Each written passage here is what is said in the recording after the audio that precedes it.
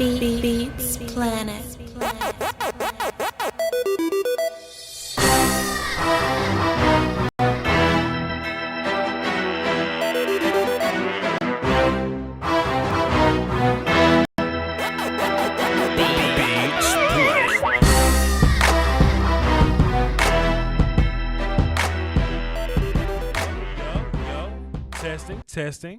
Testing.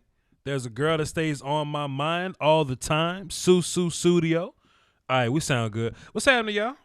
Put a little more volume right there. I think that's good. Yep. There we go. What's happening, y'all? It's it hasn't been a minute. It hasn't been too long. I normally come on and tell y'all how long it's been since the last time I've been live, but I'll tell you what, we've been grinding, man. This is the last piece of content I'm putting out until May. Until May. I really wanted to do a bunch of last minute movement, just to kind of get things moving and shaking. April has been crazy. It's been fantastic. It's been lucrative. It's been fun.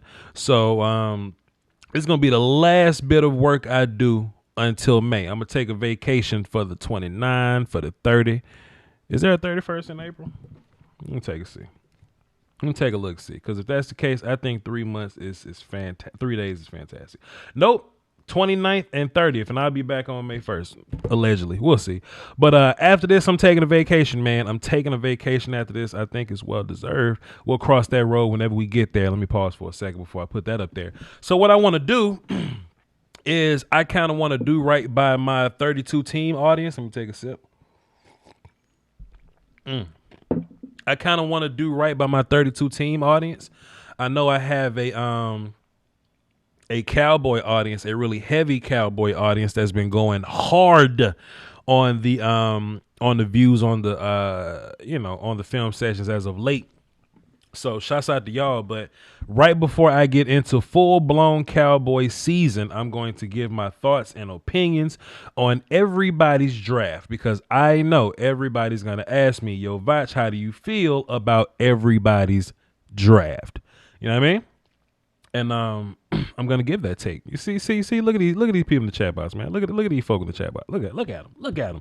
Can't wait to ask me what I think about their team. Hey, man, look, we're gonna go down the list, ABC order, and I'm gonna touch on everybody. And I know it's gonna be some people that's gonna join the stream late, hop in late or whatnot. They just gonna have to rewind, click it back, and play it again. You know what I mean? So how I'm going to do this, I have a draft tracker pulled up, a CBS draft tracker pulled up. I'm going to go there, and they're going to give me the list, the list of each player. Now, what we're going to do, let me turn my page on my notes. Now, what I'm going to do is I got this thing sectioned off in 3 sections. Let's go. Boom. Let's go. Drafts I loved. Drafts that are I, and drafts that I hated. Now we could go with the Black Phillip grading scale on a scale of 1 to 30. Some people grade 1 to 10, but he would grade things 1 to 30. So like so a 12 would be something that's low level I. But like a 9 would be something that's high level terrible. You see what I mean? I thought about doing that, but I didn't want to get numbers involved. People get a little too attached to numbers and grading systems, because they'll come back and be like, well, Voch, you gave these people a 19, but you gave these people an 18. I don't want to give y'all ammo to bother me later on down the line. Y'all get annoying. I got people commenting on like videos from 3 years ago, because that's what the internet does. That's what happens in the internet world. But I'm here to give my thoughts and opinions. Let me go over these super chats a little bit. Shouts out to Anthony. Shouts out to Cornelius. Shouts out to Chad. Shouts out to Steven Benzick. He one of the goats out here. Shouts out to all y'all, man. Rest in peace, Patrice O'Neal. You damn right, brother. Black Phillip is a cult. So, yeah, I got this section off by what I love, by the drafts that were I, and the drafts that I hated. And what I'm going to do is, as I talk about these drafts, I'm going to tell y'all why I loved or I thought they were I and why I hated them. And I'm going to put them in the category. And at the end, when I recap it, I'm going to let you guys know which teams had the best drafts, or the drafts that I hated the most, or the drafts, Y'all get it. All right? So let's get this started. I kind of got I kind of wanted that intro to be whatever it was, just to kind of, give people time to get up in here. But of course, I think this will be a common clicked on video, so people will go back and play it again. Let's talk about it. Arizona Cardinals are up first. I need some water. Hold on, y'all. Don't go nowhere. Because I know y'all will leave if I put you on hold. And I know y'all can still hear me. Because I got a dope-ass microphone, so don't go nowhere now. I'm just going to get some water. It's actually room temperature. Because that's how I like to drink my water. All right, here we go. Let me put my headphones back in. I like to drink my water room temperature, so I didn't have to go far. I just had to walk over and pick it up. And then at the end of this thing, the phones are going to be lit. So if y'all kind of want to give me your thoughts and opinions on my thoughts and opinions, then you can feel free to do that as well once this thing is over with. All right, let me minimize OBS and let me pull up the chat box to prepare for all that malice. All right, here we go. Let's run it for the cardio. So the Arizona Cardinals are up first. Can y'all see this pretty well? This good for y'all? This straight? Cool. Excuse me. The Arizona Cardinals up first, right? Love the Isaiah Simmons pick. Matter of fact, rewind, back up. Let me talk about this, how I'm going to talk about it, right? We're going to take into account value, me liking the player. Do I like this player where they were taken? You know what I mean? Sometime, maybe in the first 3 rounds, I will account, whether, should you have taken that player opposed to another player that was on the board. I might get into that kind of conversation. This isn't a concrete grading system. You know what I'm saying? This is just for y'all to get my thoughts on this. So whatever. Let's get into it. Isaiah Simmons, I like that pick. Getting him at 9 was pretty good value for them. Josh Jones being able to fall to the 3rd round was crazy. I had him as a better offensive lineman than Austin Jackson, but he fell in the draft for some reason. Josh Jones fell. I don't know why he fell. He shouldn't have fallen. But getting him in 72 was pretty fantastic. And y'all can read this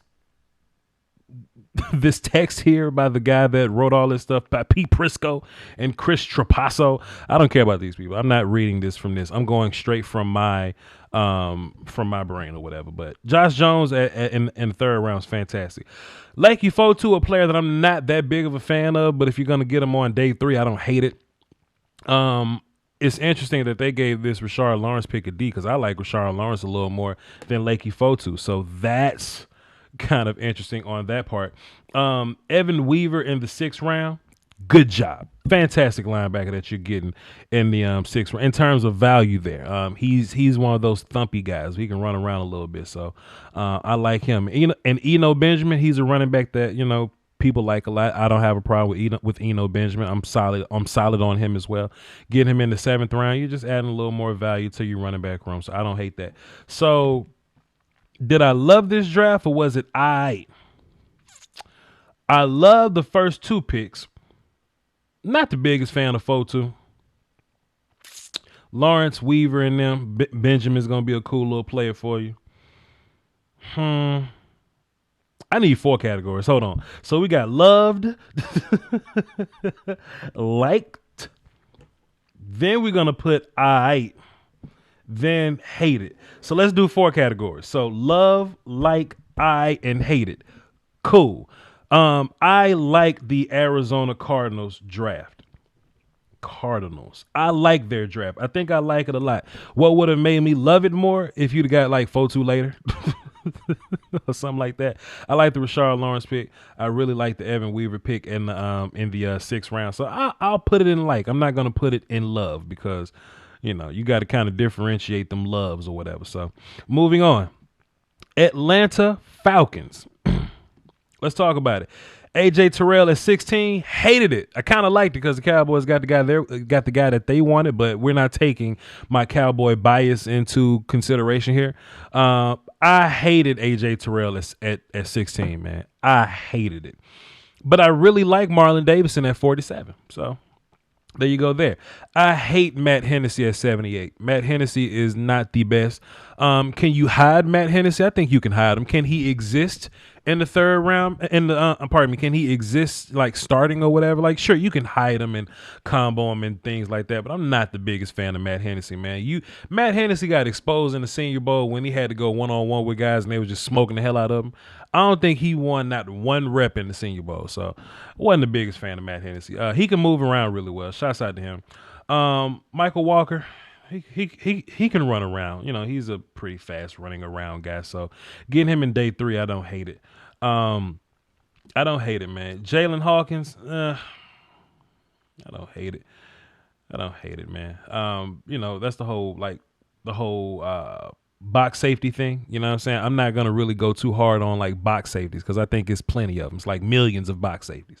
I don't even know this dude. Who is this? The punter? The punter from Syracuse? All right, cool. You drafted special teams kids.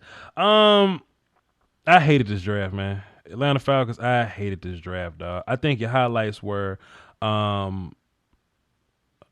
like the Michael Walker pick more than the Jalen Hawkins pick. So that's why I'm not listening to these drafts here, to these grades here. I like the Michael Walker pick kind of sort of. I love the Marlon Davidson pick at 47 because I thought Marlon Davidson was going to be a first round guy. But Marlon Davidson, you know, at 47, fantastic. Hated AJ Terrell. So I'm going to put the Falcons in hated. I hated it. I'm not putting any of these pick in context to like how they fit with their team. This is just only me picking the players. I mean, because somebody gonna say, well, Voch, the Falcons need a center. Well, they should have drafted a better center. That's my vibes. Those are my vibes. Let's go to the Baltimore Ravens. I know I like they draft. Patrick Quinn at 28, love it. J.K. Dobbins at 55 was cool. Justin Madubuike, who I'm not the biggest fan of. Not the biggest fan of Justin Madubuike, but in context, I wasn't a fan of him being taken where he was projected to go. A lot of people were talking about Justin Madubuike being taken in the 50s, and if the Cowboys, that's just where my brain was. If I was taking Justin Madubuike in the 50s, I'd be pissed off. But if you can get him at 71, I think that's some pretty good value for him. So I like that. Devin Duvernay at 92, I like it. A lot of people had Duvernay as like a 4th round guy, but I think they were underrating the draft class a little bit. And I think they were overrating how deep the receivers were. This is a fantastic receiving class, but it ain't so great that you can get great guys in the 6th round. I'm like, hey man, look, people think that, you know, that this wide receiver class is going to last to the 5th round. All the great guys going to be gone by the 4th. All the great guys going to be gone by the 4th. You may find like 1 or 2 guys you like a little bit, but in terms of guys you really, really like, nah, man, them guys are going to be gone. So I really like getting Devin Duvernay here. And in terms of all the rest, they just started smoking these picks, man. Malik Harrison at 98, smoking them. This is how important 3rd round picks is. So look, I know a lot of people be hating on like compensatory picks. Compensatory picks are important. Stop trading your players away. Just let them go. Stop trying to get value. Stop trying to trade 4 players and give your picks away. Keep your picks. Shouts out to Rio with the damn 3. That's where, see what I'm saying? I'm not going to forget them. We're going to throw a Voch Lombardi barbecue at. God damn it. This is me slamming things on the tape. Like, God damn it. That's what I'm saying, man. Salute to my guy Rio. Put some respect on his name. We are going to have a Voch Lombardi barbecue one day. I don't know when it's going to be. But there's a handful of people that's been holding it down for me since day one that's going to get some privilege at the barbecue. Rio getting privilege at the barbecue. Damn.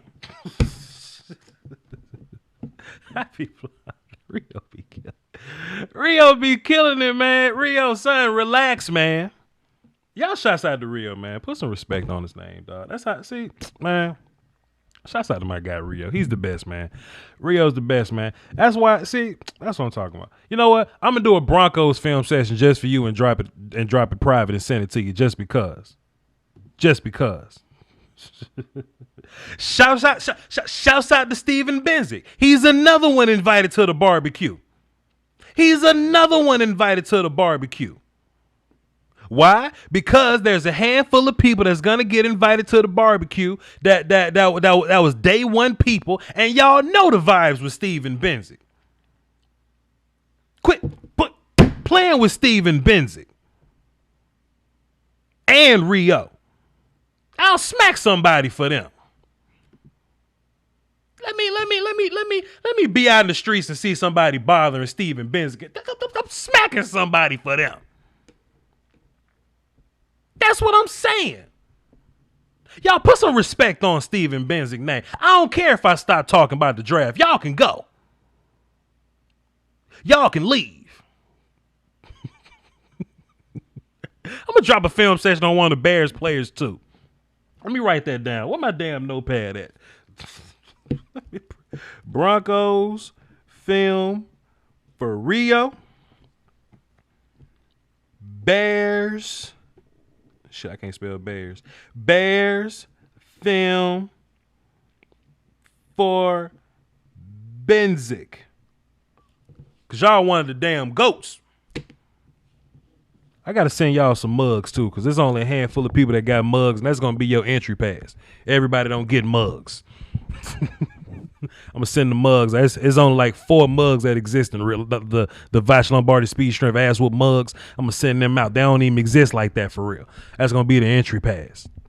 Kind of like off of the Willy Wonka Chocolate Factory, the gold tickets. I'm gonna have the mugs. That's how you get into the barbecue. You gotta have a Speed Strength ass whoop mug to get into the barbecue. That's how we gonna do it. Damn, I'm gonna hate hating on Nite Moody when I get to the Broncos pick. But anyway, damn. Anyway, what was I saying? Devin Duvernay is fantastic. Steven Ben said I got a mug and I love it. Of course you do. Devin Duvernay is fantastic, man. I don't hate getting him at 92 because I think that the receivers were about to run out, and sure enough they did. So Duvernay at 92, love the pick, man. Love the pick. Malik Harrison, love the pick. Got him at 98, love the pick. Tyree Phillips from Mississippi State, Senior Bowl guy, value, love the pick. There was a lot of tackles, taken later or whatever, but I really like the Tyreek Phillips pick. They put him inside, let him play guard a little bit. They played him at tackle. If there's any Ravens fans watching and y'all want some film on Tyreek Phillips, then y'all can go watch my Senior Bowl videos. Fantastic. Ben Bredeson's another interior guy that did pretty well at the Senior Bowl, guard from Michigan, and they just went on this run. I didn't like the Broderick Washington pick, but whoever. But they just went on this run. James Prochet, Geno Stone, just on a run. Shouts out to Adrian Lindsay dropping a dime in the super chat. Running for the card. I'm gonna get me a running for the cardio shirt. Hang tight. So look, man, I loved the Ravens draft with the value on the back end and killing the round 3 and 4 picks, man. Killing the round 3 and 4 picks. Wasn't a big fan of Broderick Washington. wasn't the biggest fan of Broderick White. But look, man, if you do that well with all your other picks, man, you can kind of do what you want. So I'm going to put the Ravens in the loved category. I love their draft to death. You know what I'm saying? Let's move on. Went too far.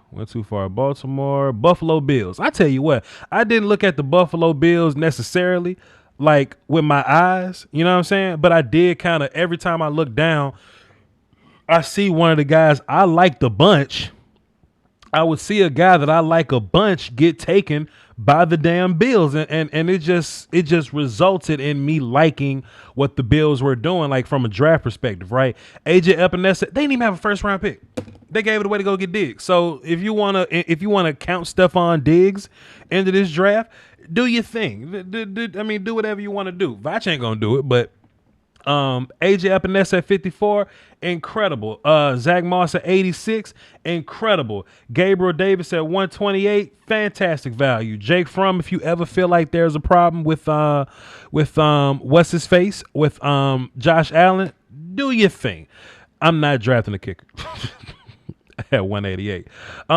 Isaiah Hodgins, pretty good value here, getting him at 207. Dane Jackson, not familiar with Dane Jackson, but moving on from Dane. Chad Graveland dropped 50 in the daggum super chat. I need some drums. Where's my damn? Hold on. Wait, give me 30 seconds. Hold on. I need to minimize this. Hold on. Y'all don't go nowhere now. I need to put some respect on y'all name. Hold on. I need the what's his name. Hold on. I need the what's his name. Hold on. Y'all give me 22 seconds now. Give me 22 seconds now. Y'all don't go nowhere now. I just need to put some respect on these super chats. We're going to get right back to the business. I promise you. I just want to put a little bit of respect on these super chats. Then I'm getting right back to the business. I promise you. I just want to just prepare. Hold on. Let me take a sip of water. Chad Graven says the best intro in the game. That's facts. Hold on. And I promise I'm going to get back to the work. I promise I'm going to get back to the stream. I just need to do something for my for these super chats that's just been killing it. I'm going to give it to you three in a row, man. We're going to do 3 in a row because we're going to do this thing properly. We loading up my buttons right now. Hold on. Here we go. Everybody. Here we go. I'm Curtis Blow, and I want you to know that these are the breaks if this thing loads up. All right, here we go. Hey, one time for Rio holding it down in the super chat. Hey.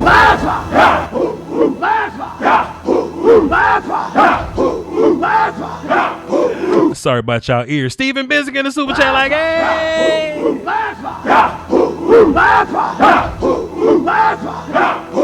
Then my man's Chad. One more time for the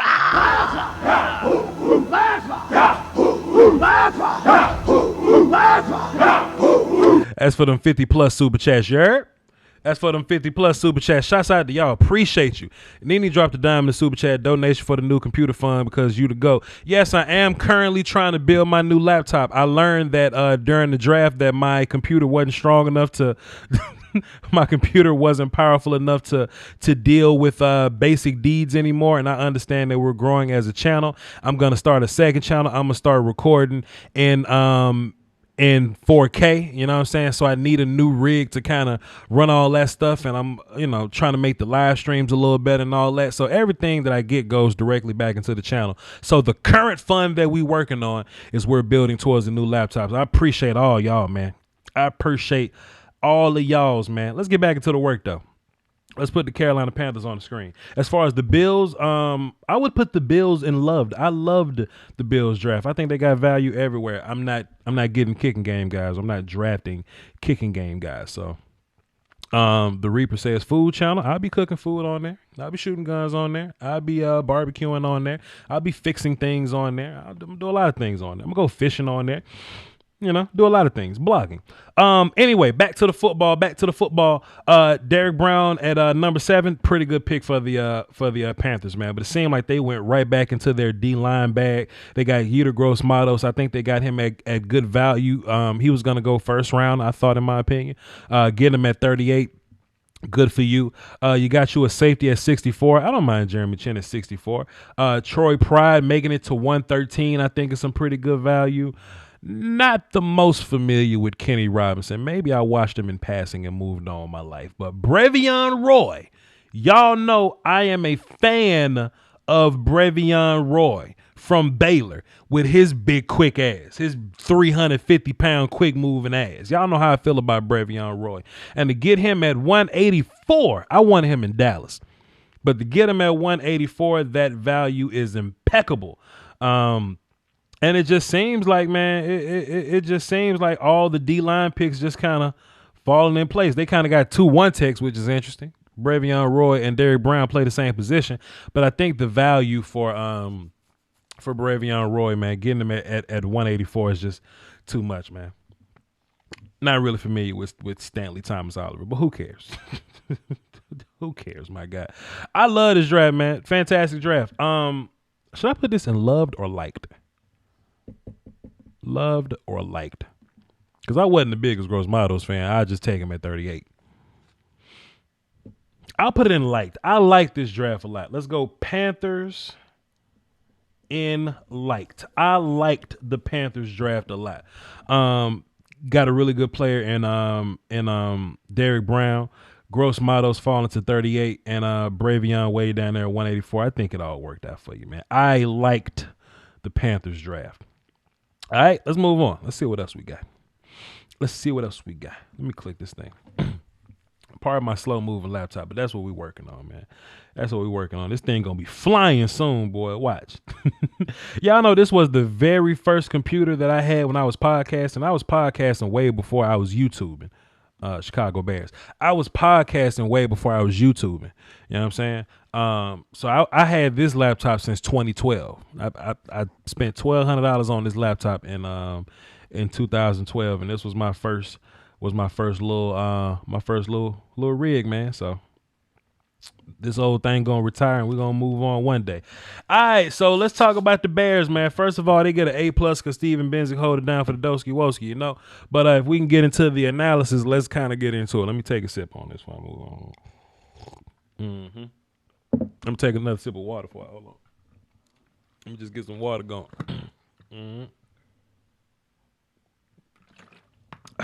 I hated the tight ends this year.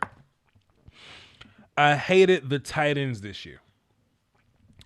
bet your computer gets all hot. Aisha, you funny because when I start these like live streams and I set the phones up or whatever, that thing sound like an airplane taking off, boy. And that thing get real warm on the screen, boy. Like right where the keyboard meet the screen, this thing get real warm. So you right on that. I can't even sit in my lap no more. But anyway, Cole Kmet, man. If this was your guy, man, I don't hate it being your guy. I'm not the biggest fan of taking any tight ends in this class that early. But if Cole Kmet is your guy, he is your guy. I think 43 was a bit high for him.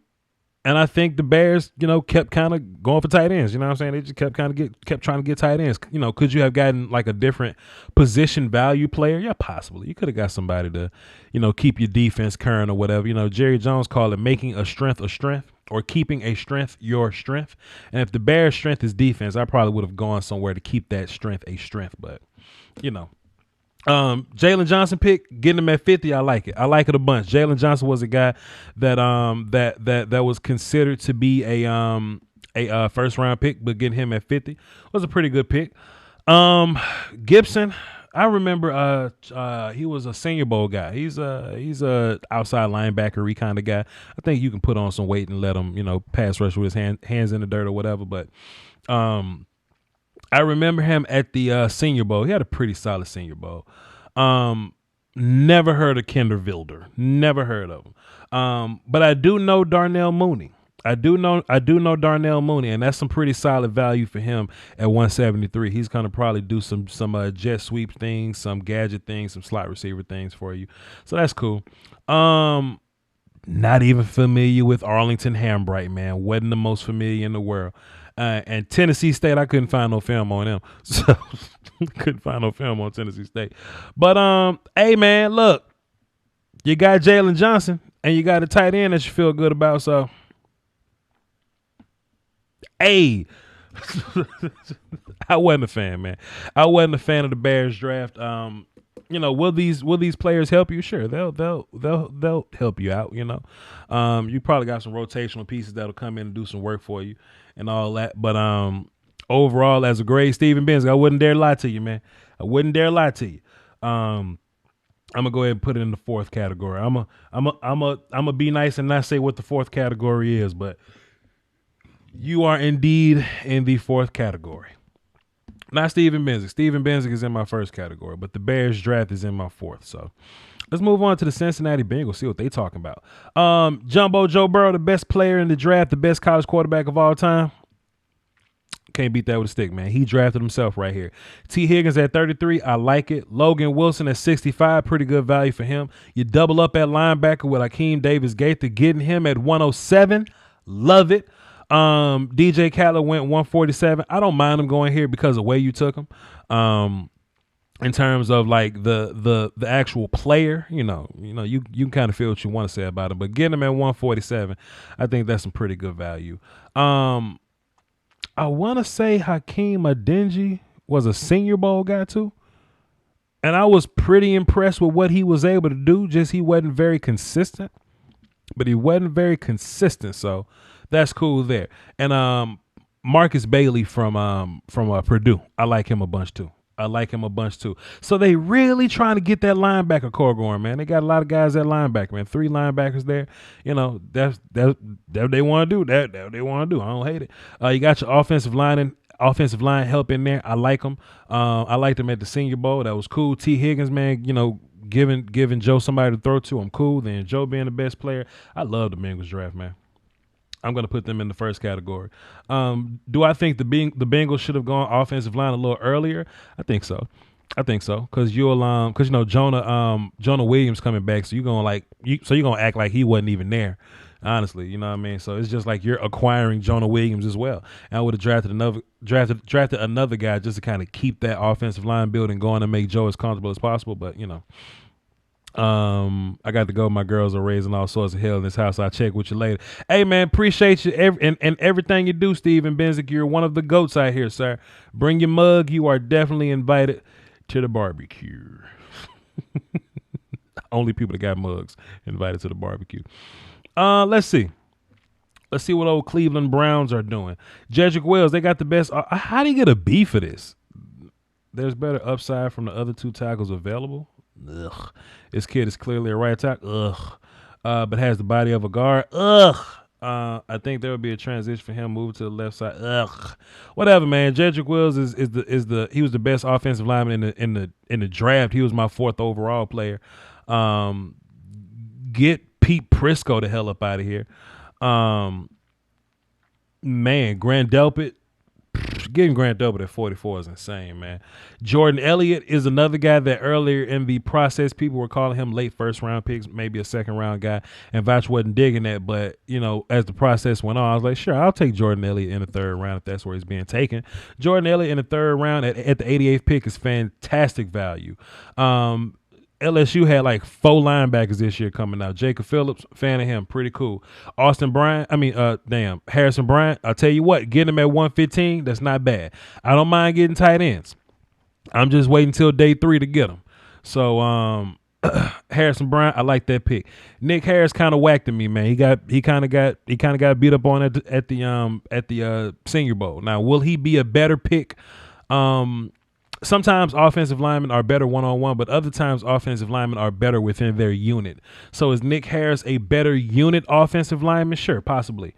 But yeah, he was getting his ass whooped at the Senior Bowl. And Donovan Peoples-Jones, he wasn't really getting it done on the college level. I know Shea Patterson was whack, but a lot of receivers had whack quarterbacks this year. So that shouldn't have been an excuse. So Donovan is a superior athlete. He just didn't do enough to produce. And, you know, he's been playing since his freshman year, so we expected Donovan Peoples-Jones to, take over at some point, but he never really took over. So, but hey, man, if you want to get him at 187 and just kind of take a flyer on him, sure, do your thing, player. Do your thing. I loved let me see. I love these first 2 picks. The 3rd pick too. Yeah. Okay, cool. I'll put loved. Give me love, crazy love. Browns. Give me love. All right, here we go. Who's after the Cleveland Browns? Is it Dallas yet? Let's see. Y'all don't want me getting my Dallas bag. Let me tell y'all something about the Cowboys, man. Hey, man, let me tell y'all something about the Cowboys, man. Let me tell y'all something, dog. Let me take a sip, man. Let me just take a sip of orange juice on that. Oh, give me 30 seconds, y'all. Wait a minute. Because I don't want y'all to call me biased. Let me chase that orange juice with a little bit of room temperature water real fast. Hold on. Cowboys draft. Damn. Yeah, and then he says she's still kind of salty. They got dealt, but I feel you on that. But Sedarian Lamb, where does this B+ come from? This is a classic case of a team not expecting the player to be there. Didn't necessarily need a receiver. Shut up, Pete Prisco. Okay, cool. We're not gonna read because these civilians, whatever. But CeeDee Lamb at 17 is incredible. You understand me? CeeDee Lamb here is incredible. And somebody in the chat box say we're going to be here for a minute. No, we're not, because I've done a whole video on just this screen. So I ain't going to be here too long. I'm going to be fair. Somebody say play the war chant. Man, let me play this motherfucking war chant. Play this guy. Let me hit this guy. Let me run this goddamn. Let me chant this goddamn button. CeeDee Lamb at 17th overall is phenomenal, man. Trevon Diggs, who I thought was going to be in the first round conversation for a lot of teams, or at least early second round, getting him at 51, great value. Neville Gallimore, who was a second round pick in my opinion, getting him at 82, fantastic value. Reggie Robinson, some people had him mocked in the third round. Voch had him in the fourth. Voch had him early fourth. But to get him at 123, fantastic value. Tyler Badass getting him at 146. Are you kidding me? Fantastic value. Bradley and Nye, Senior Bowl, whooping everybody at the Senior Bowl. 179? 179? Fantastic value. And then there's Ben DiNucci. So, look, man, I loved the Cowboys draft, man. I loved the Cowboys draft, man. I'm putting that right in the first category, dog. This draft was incredible. And it ain't just me, like, being, what's up with Prisco? B+, A, C. Man, shut your goof ass up, Pete. I ain't just saying that, man. You can look at any media outlet. You can look at any media outlet and just whatever, but, bro. Denver Broncos. Let's move on, man. Damn. Damn. All right, so let's take a look at the Broncos and what they did. Jerry Jeudy should not have gotten the B. Sit your goof ass down somewhere. This is what I think the logic behind this draft was, the Broncos draft. I think everybody in the AFC are so scared of Pat Mahomes. Everybody, let me just time out. Everybody's saying Dak has no excuses now. Dak wasn't the problem, my guy. Dak was first place in damn near every quarterback metric. First, second, and third in damn near every quarterback metric. Dak would have had 3,000-yard receivers last year if Randall Cobb didn't drop 9 passes and get hurt 2 games. What are we doing? Dak ain't got to prove shit. Dak just got to do it again. Shut your face. I hate people. Jerry Jeudy at 15, man, pretty good pick right there. Love it. If Jerry Jeudy was y'all number one guy, and I know there was going to be some conversation behind first, second, and third. Yes, Dak was top 3 in all quarterback metrics, indubitably. Jerry Jeudy at 15 is fantastic value, man. Right, what I was saying, track meets. I think everybody in the AFC is so scared of Kansas City that they're trying to catch up with them, like they're trying to track meet with them. You know what I'm saying? And if you want to get KJ Hamler at 46 for the hell of track meeting, you know what I'm saying? If you want to do that, I don't hate it. I'm not mad at it. I'm not mad at it if you want to do that for the sake of track meeting, because Jerry Jeudy and KJ Hamler are some damn good track meet receivers. You know what I mean? You pair those guys up with Cortland Sutton, because Cortland Sutton's he's not a track meet guy, but you pair those guys up, man. I think that's pretty solid for y'all, man. So KJ Hamler at 46, Jeudy at 15. I like it. I ain't gonna lie, man. Michael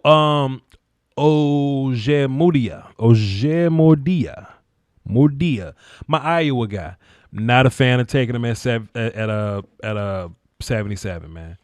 Not a fan of taking him at 77. I'm sorry, Chris Trapasso. Voch don't agree. I'm not taking Mike at 77, man. There's some other guys you could have gone with. Cushenberry at 83, though. Fantastic value.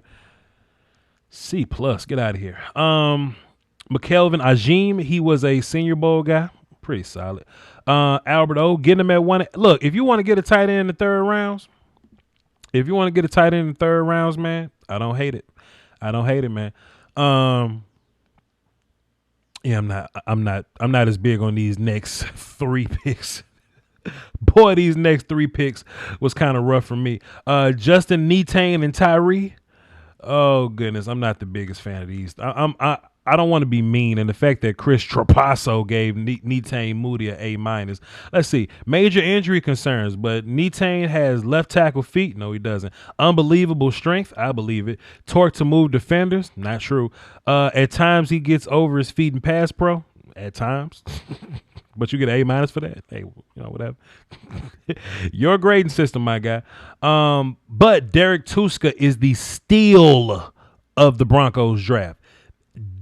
Derek Tusker is fantastic from North Dakota State. White kid. Fantastic. Technique, burst, production, ass whoop, relentless.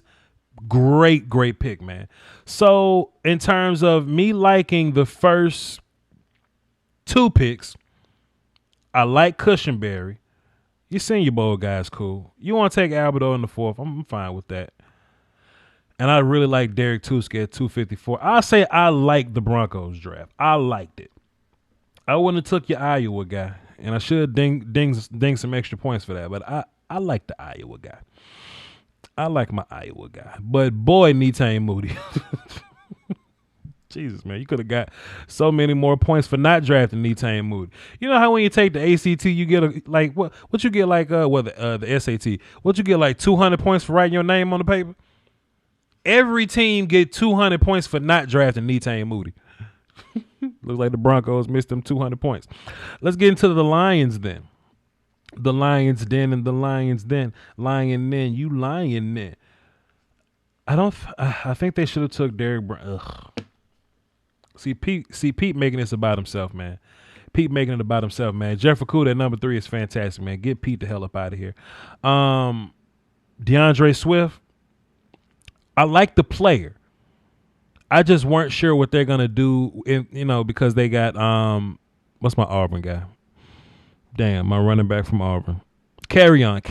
They got Carry Johnson, so I mean, I thought they were trying to, move on in life with him. So in my mind, they lost some guys on the offensive line, I think. You know what I mean? So I would just try to make things more comfortable for Carry-On, make things more comfortable for Matt. Maybe even even give somebody to throw the ball to him or something. I don't know, but DeAndre Swift is a great player. I just didn't think he was going to go there, man. I just didn't think they was going to go there, but I don't know, man. I love the player. He's running back number 1. You got him at 35. So, you come in with 2 running backs, or he competes and wins the bell cow job, and you do something else with Carry On. So Julian Okwara at 67. Really liked the pick. I thought he was going to be. I thought he was going to be in the second round or so. Really liked the pick. Jonah Jackson, who was probably like a 3rd round guy for me. I like Jonah Jackson. Pretty good Senior Bowl.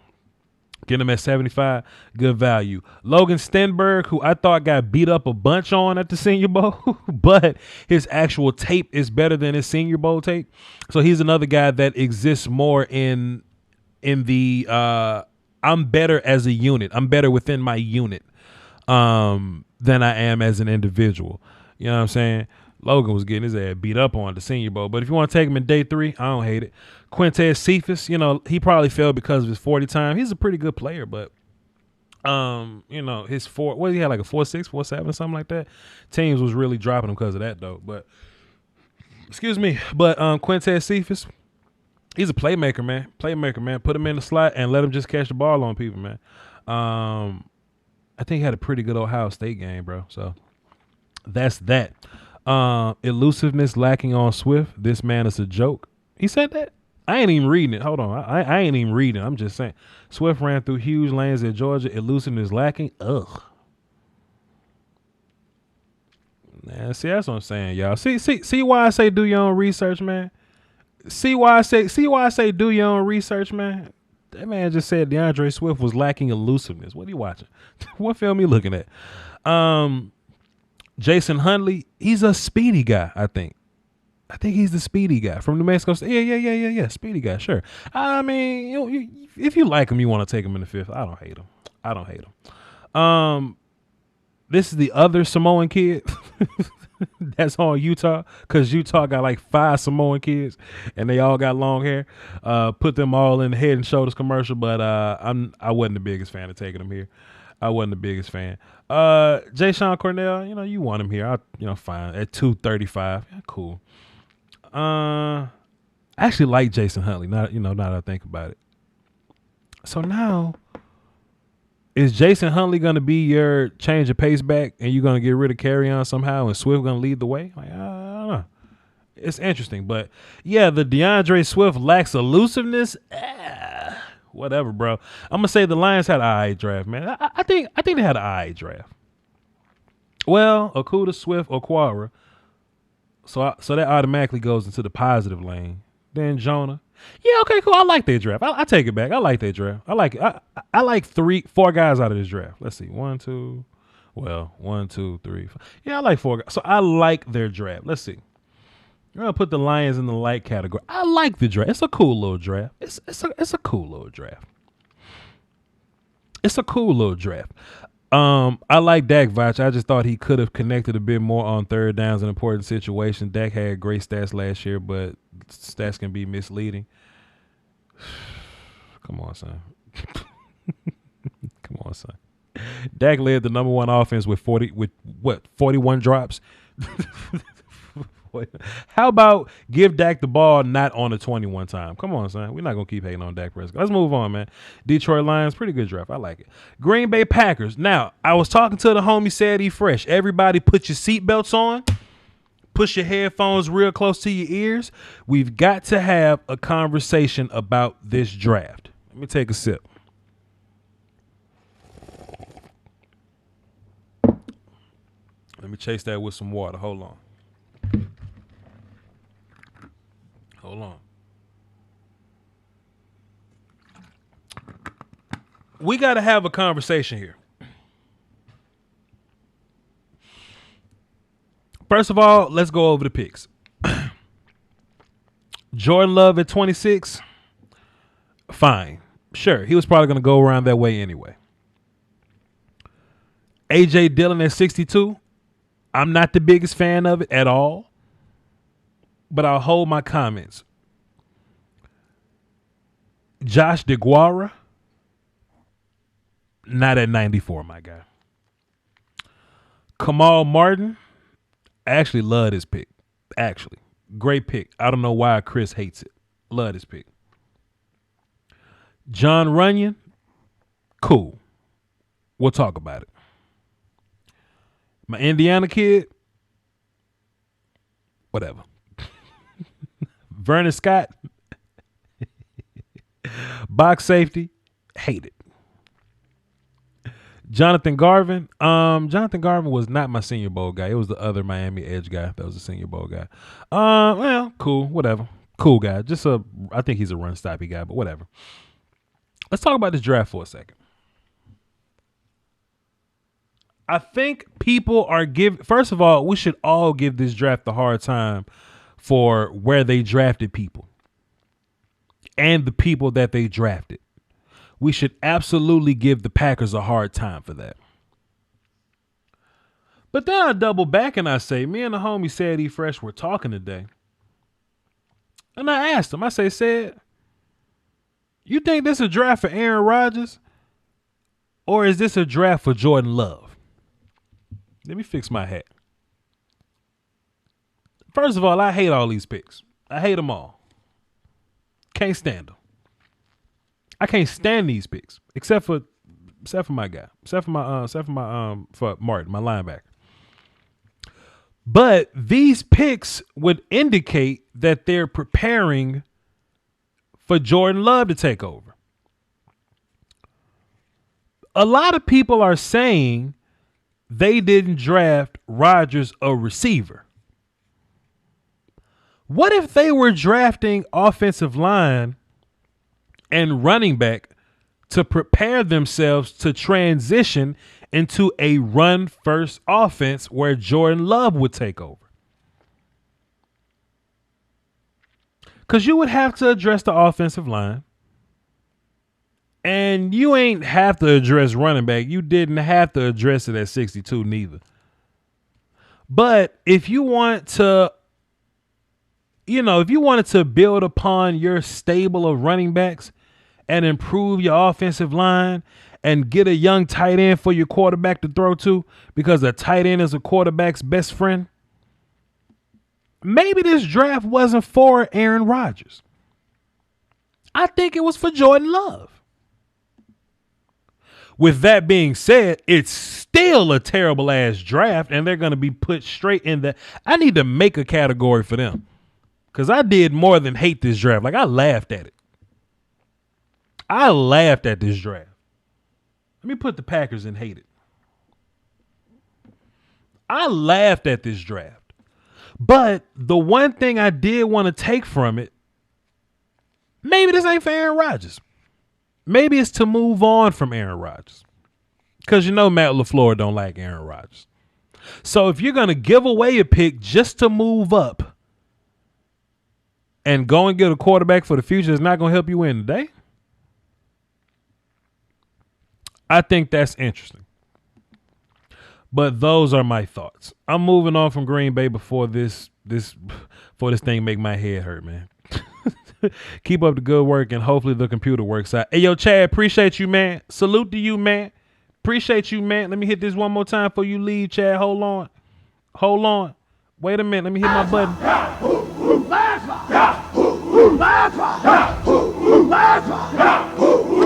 Salute to you, my guy, Chad. Appreciate it. So yeah, man, Green Bay. I wasn't feeling Green Bay picks, man. I just wasn't feeling Green Bay. Let's go check out the Houston Texans, see what they were doing. What's my time looking like? I'm prepared for this to be a long ass stream, but we in here, man. So we gonna be in here. We might as well be in here. We gonna be in here. What's my time? We not gonna tell me what my time is? All right, I understand. I mean, we still are live, right? Okay, 56 minutes. All right, cool. All right, cool. Matter of fact, I can just go to OBS and see. I'm tripping. I'm up here clicking on everything but OBS. Yeah, 57 minutes. Yeah, we still live. We good to go. We still good to go. Chat box, y'all good to go? Y'all straight? We don't need a recess. We need to keep going. Do we keep going? Do we need a recess, chat box? Y'all tired or do we keep going? What y'all want to do? What y'all want to do? Y'all straight? Give them more? All right, chat box. We good to go then. Let's get into it then. Let's get into the Houston Texans. I am a Cowboy fan, and Houston Texans often give me a hard time, but I'll never hold that against you guys. I'll never hold that against any team that hates me, because some people think that team rivalries are fun. I think people are annoying. Texans fans are people that are annoying, but I wouldn't dare lie on you. So, Ross Blacklock, I ain't necessarily want him on my team, but if somebody was going to take him late first, or somebody was telling me that he was being projected late first, in which he was, and you ended up getting him at 40 and you like him, then I don't hate you getting Ross Blacklock at 40. I don't hate you getting him at 40 at all. Jonathan Granard at 90, good pick there. Good pick, good value for him. I like him. He's ready to line up today. I think he's a very nuanced pass rusher. May not have the abilities like the speed and physical traits that these other guys have, but Jonathan Grenard's ready to go today. Charlie Heck, I also like, was picked at 126. North Carolina, left tackle, Senior Bowl guy. Pretty fun to watch him kind of deal with those Senior Bowl guys. Interesting. John Reed, I wasn't the biggest fan of him. I wasn't the biggest fan of John Reed. Isaiah Coulter, Rutgers, right? 171. I don't mind the pick. I don't mind Isaiah Coulter going at 171 if that's your guy. I tell you what, the damn Texans trying to bring a whole bunch of receivers in there to try to compensate for what they left off on for what they let go. But I like this draft is cool. I like this draft. I don't hate it. It's more than it's a cool. Do I love it? I don't love it. Let me be fair. Rhode Island, my bad. Why don't I love it? Why don't I love it? Because I don't love Blacklock as a player. I don't love Heck as a player. I really don't like John Reed. And now the chat box correcting me. I caught it myself, man. Relax. I caught myself. Relax. Y'all love to correct people, man. Get off my back. Rhode Island, I meant. Coulter's cool right there. Wasn't a fan of John Reed. Heck is cool. Grenard, I like a bunch. I didn't like Blacklock necessarily as a play. So sure. Yeah, okay. I like the Texans draft. I'll put it as a like. Let me put Texans. I like like Texans draft, and I think Jonathan Granard kind of saved that for y'all. It's just a bunch of players I like, man. Just a bunch of guys I like. Was I blown away by any of these picks? No, but that could be the lack of the first round pick that you had, or the lack of first round pick that you didn't have, or whatever. So that's that. But hell, shit. So the damn Bills didn't have a first round pick, and I love they draft. So I don't know. Moving on.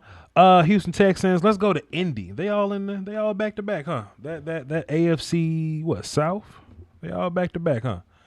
Let's see. Chat box corrected me. Get out my face. Michael Pittman. I think it was a bit early for him. To go 34. But if that's y'all business, then that's y'all business, man. Jonathan Taylor at 41, cool. Just work on his fumbles. Julian Blackmon, I don't hate it if you're gonna get him at 85, man. I don't hate it. There were 2 Utah safeties, and this was the one you ended up getting, man. That's your business. That's your business. I think he's gonna do a lot of nickel work though. Julian Blackmon, put that dude in the nickel and let him fly, man. Keep him by the line of scrimmage. Jacob Eason, hey, if you want to get Jacob Eason at 122 because you want a young guy because Phillip Rivers is 80 years old, do your thing. Not familiar with Danny Pinter. Not familiar with him. I remember Robert Windsor, though. I remember him. Wasn't a fan. Wasn't a fan. Wasn't a fan of Isaiah Rodgers. Desmond Patman was cool. Jordan Glasgow, he's the athlete that you want, but his processing wasn't there. And Voch likes processing in linebackers more than anything. You know what I mean? I'll value I'll value a linebacker that sees it and gets there than a guy that gets there, but he's going the wrong way. You know what I'm saying? I would rather that. But it's a top heavy draft, man. I would say top heavy. I'm not the biggest fan of it. I'm not the biggest fan of the Texans draft, man. I'll go all right. I'll say this all right. It's an all right draft, man. It's all right. If you like Michael Pittman there, I don't. If you like Taylor there, stop fumbling. Yeah, it's all right, Trey. We're going to move on. Yeah, but I mean, any of those guys can they can improve and they can project to be a little better, but just not now. Let's talk about these damn Jaguars, man. Holy moly, donut shot, man. Let's talk about these guys in the draft that they freaking had. Goodness. First of all, CJ Henderson at 9. I put that in my mock draft. I actually mocked that. Great pick. Kayvon Chaisson at 20. Hey, Dallas didn't get him. Y'all scoop him up. Great pick. Laviska Shenault, 42. If you want to take Laviska Shenault at 42, I don't necessarily hate you. I don't hate it. Devon Hamilton at 73, great value. Ben Barch at 116, Senior Bowl guy. I like Ben Barch a lot. Josiah Scott, fine. Put him in a nickel. I like him at 137. Shaquille Quarterman, 140. I like the pick. Daniel Thomas, another box safety, but it's a $1 million box safety. Do what you got to do. Colin Johnson, big receiver, Senior Bowl guy, 165. I don't hate it. I didn't watch Jake too much. Tyler's going to be a blocker for you. Yeah, Tyler Davis going to be a blocker for you. Chris Claybrooks. Don't remember Chris Claybrooks too much. Don't remember him. But boy, I like a lot of these picks, man. I like Love. Why they got Devon Hamilton as a D plus at 73? It doesn't give much in terms of pass rush, move plays, love. Yeah, I'm sick of Chris and Pete. I'm sick of Chris and Pete. Once upon a time, people were talking about Shenault being a late first round pick, so getting him at 42, I don't hate it. I'd have took him in the third if he was there. He's a third guy for me, maybe, but whatever. I like this draft a lot. Do I love it more or do I like it more? I say you got Chaisson and Henderson and Shenault and Devon Hamilton. I say I love this draft. Let's put Jags. Love the draft. I love this draft. We're going to do that. I'm a big fan of this draft. Let's go. Jacksonville. There's another Rhode Island receiver that the Cowboys just got in undrafted free agency. So that's going to be fun. It's going to be interesting to see what those guys have to offer. Jacksonville. Let's see what Kansas City Chiefs. Let's see. Man, they got 6'4", 270 Clyde, first of all. 6'4", 270 Clyde, man. Good luck playing defense against these guys. Willie Gay at 63. Great pick. Great value. Lucas Niang, top 12 offensive lineman for me. Top 50 board guy for me. Getting him at 96. Great value. You got another box safety. Another box safety. But if you want to take him there, I don't care. Not a big fan here. Takari's Keys. Man, you want to get him at 237. I don't care. But 6'4", 2. These first 3 picks, man, I love these top 3 picks, man. I love these top 3 picks. Good value. And if you're a team that won a Super Bowl and you drafting correctly, you can get guys like this, man. So, shouts out to the damn Chiefs, man. Everybody trying to keep up with that damn track meet called playing against Kansas City. But I'm gonna put it in I like the Chiefs draft. I like Kansas City's draft. I'm gonna put that as a like. I didn't love it. They didn't blow it away. Some teams walked away with 6 guys that they liked, like the Cowboys, like the Ravens, like the Vikings, But I like a lot of guys. You got Kansas City, L.A. Chargers. L.A. traded back into the first round to get Kenneth Murray, and I thought that was peculiar when I first saw it. But if that's the business that you in, then that's the business that you in. You get your quarterback at 6. I'm not the biggest fan of Justin Herbert, but, quarterback position kind of, it kind of just takes that lead on everything. So if you got Herbert and, then you double up and get Kenneth Murray, then do your thing.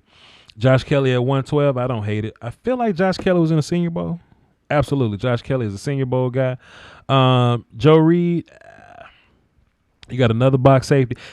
And I'm glad we're doing this. I'm glad y'all hear me saying this. Cowboy fans, I say it all the time. You can get 1 million box safeties. Guys that just line up in the box and tackle. To just get in the box and tackle, it's 1 million box safeties. Box safeties aren't rare. Free safeties are rare. Free safeties that can play with range. Those are your picks, man. Those are your guys. And KJ Hill, KJ Hill was he was a guy that a lot of people like, man. Route runner, but he just wasn't a great athlete to me. He just wasn't a great athlete at all. He just didn't. Him and Tyler Johnson and what's my man's name from damn, I'm forgetting receiver. But there was a whole class of receivers that were smaller guys that weren't super athletic, but they just knew how to play football really well. They just knew how to play it really well. So, hey, look, man, if you want KJ Hill at 220, I don't hate you for getting KJ Hill at 220. Josh Kelly, if you like Josh Kelly, whatever. It's a day 3 pick, but, trading up for Kenneth Murray, and I'm not the biggest. It's an all right draft. It's all right. Chargers. I like when anybody can get the quarterback that they wanted. This made sense. I'm just not the Herbert fan. I believe in building a house. Right. And if y'all been listening to me for a while, I'm always a fan of building the house. And if I'm at this point and Justin Herbert on the board, I'm not picking Justin Herbert just because I need quarterback. I'm getting the best player available. So if it's me, I'm getting Isaiah Simmons at number 6. If it's Voch, I'm getting Isaiah Simmons at 26. And I'm keeping my second round pick. I'm keeping my second round pick and getting one of them gangsters in the second round. But hey, yeah, this was an eye draft, man. I'm so on it. Didn't love it too much, but whatever. Let's see. 1, 2, 3, 4, 5, 6, 7, 8, 9, 10, 11, 12, 13, 14, 15, 16, 17. Cool. We're almost on our way. We got 13 picks to go. No, we don't. I can't count. What's that? 15 picks to go? Something like that? 15 picks? Sure. 15 picks to go. We just did Chargers. Let's do Rams. L.A. Rams. Let's do it. Cam Akers. Hey, man, if that's your running back, you taking him at 52? There you go. If it's Voch, Isaiah Simmons at number 2. No, Isaiah Simmons was my he was my 6th overall player. He's my 6th ranked player overall. So no, pardon me. No. CeeDee Lamb was my 6th overall player. Who's my 5th? I know it was Joe, Chase, Jeff. Joe, Chase, Jeff. Wills was 4. No. Tua was 4. Got you. My bad. It was Joe, Jeff. Wills was 3. Tua was 4. Chase was 5. So that means Isaiah Simmons was 6. CeeDee Lamb was my 8 guy. Yeah, there we go. So now we at Chargers. LA Chargers. Yeah, so if Cam Akers is going to be the running back that you like, you love him a bunch, you take him at 52, I don't hate it at all, man. I like Cam Akers a bunch.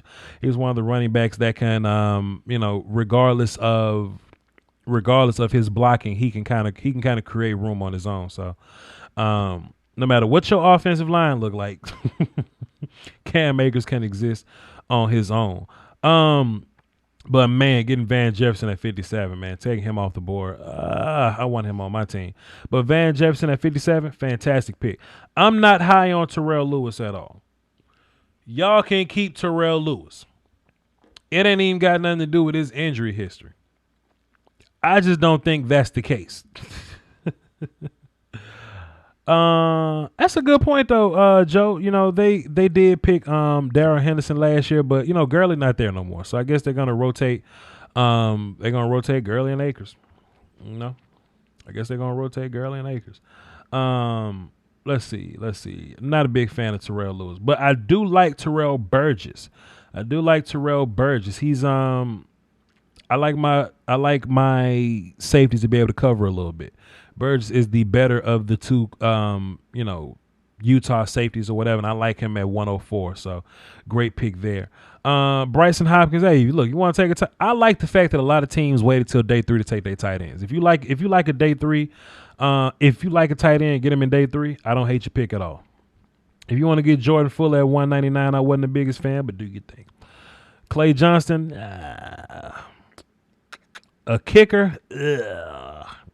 Tremaine Akram. Was he a Senior Bowl guy? Was Tremaine Akram a Senior Bowl guy? I don't remember.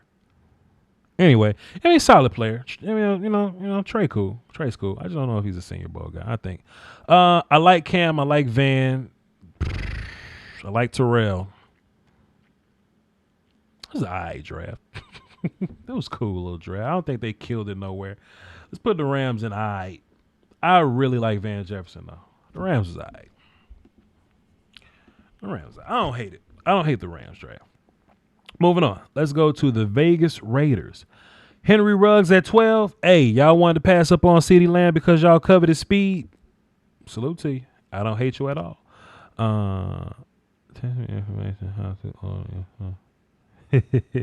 It's in my description, Uncle Charlie. All of my merch down there. It says, if you want to buy merch, hit this link. It's in the links, Uncle Charlie. Y'all show love to Uncle Charlie in the chat box, man. Y'all show love. Hey, look, that's how old people text too. Like they'll like send you a text and then like at the end they'll be like, who it's from? Because that's how they used to write letters. Yo, Voch, appreciate what you do. Big fan of you, guy. You was right about CeeDee Lamb, Uncle Charlie. Shouts out to Uncle Charlie.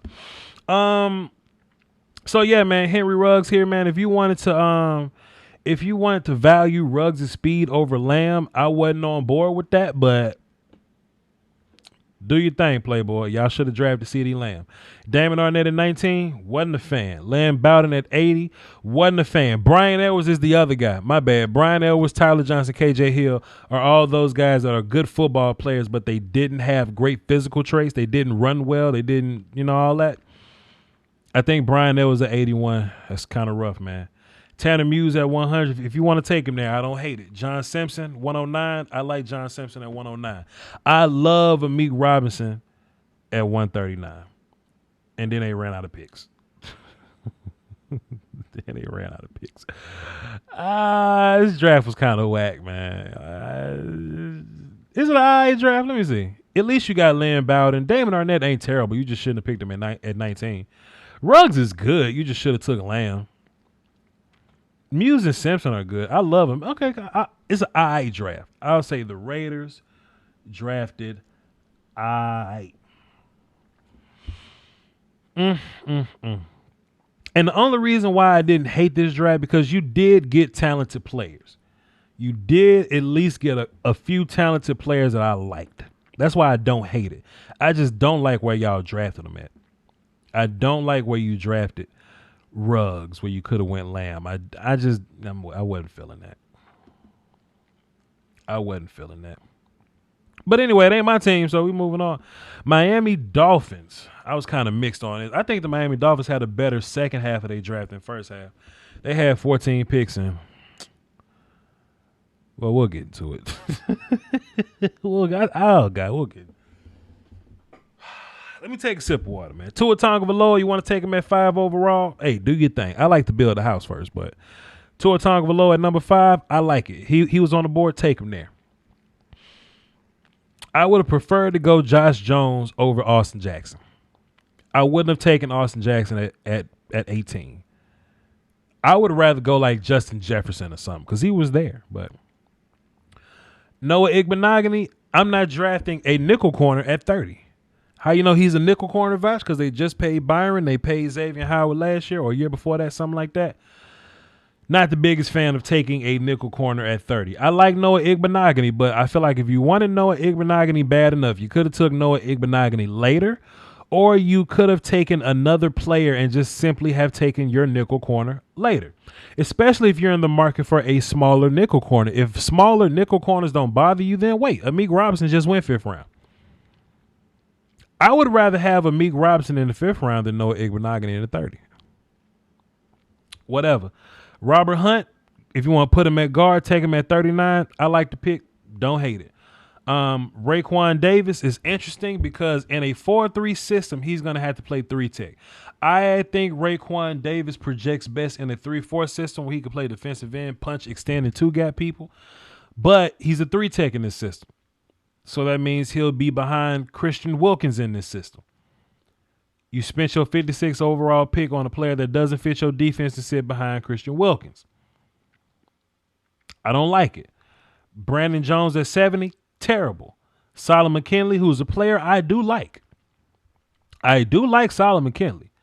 Take him at 111. Hey. Jason Strowbridge was a really fantastic pick at 154. Let me see what old Chris has to say. Legitimately versatile trench player with flashes of heavy and effective hands, not a master of beating blocks that way, width and length of whatever, my guy. I like Strowbridge a lot at 154. I like him a lot at 154. Dolphins play a 3-4. That's even worse because that means they got guys that play 3-4. They got guys that play 3-4 defensive end already. Christian Wilkins he'll go be 3-4 defensive end, and they got somebody else over there to play 3-4 DN. They got somebody else over there. I forgot. I'm not sold. I'm not sold. I'm not sold, man. Raekwon is a backup over there. He's gonna be behind some guys. This is where you take backups at. You take backups in the 5th round. That's where you take your backups at. Take them in the 5th round. Don't take your backups up there in the 50s, but whatever. Curtis Weaver, ugh. No, Lawson's not who I'm thinking about. I don't think Lawson don't fit. Godchild, yes, Godchild is a really good 2-gapping defensive end over there. Thank you, sir. Lawson's not a 2-gap guy. Curtis Weaver is not a 2-gap guy. Jason Strowbridge is not a 2-gap guy. So I don't think they're gonna play too much 2-gap over there. I think y'all saying that they playing 2-gap, but I don't see a bunch of that. The long snapper at 185, man. Look, you can go to Home Depot and find a long snapper, bro. You can go to Home Depot and find a long snapper, bro. Malcolm Perry from Navy. Malcolm Perry was a quarterback, though, huh? Why they got him at receiver? Malcolm Perry probably gonna play running back or something. I don't know. Yeah. They got Taco over there. It just seemed like this draft didn't have a bunch of direction, man. I feel like I've done a bunch of mock drafts for I've done some mock drafts for Miami that I'd have smoked a lot of this, man. I'd have smoked this draft. I would have smoked this draft. This what I would have did. Watch this. If you want to take Tua, fine, cool. Boy, I wouldn't have took Austin Jackson. I'd have took Josh Jones right here, but whatever. I'd have got the 30. I'd have took Denzel Mims. I'm fine with Hunt there. At 56, who was on the board at 56? Who was on the board at 56? They got Raekwon Davis.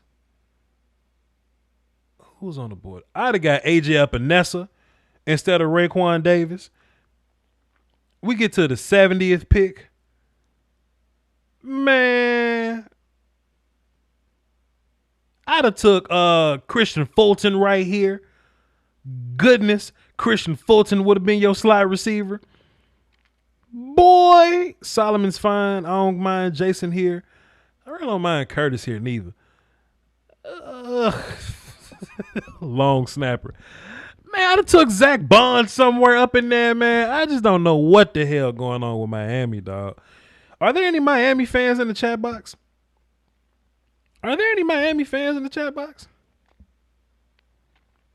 These are definitely high potential picks. Man, if you say so.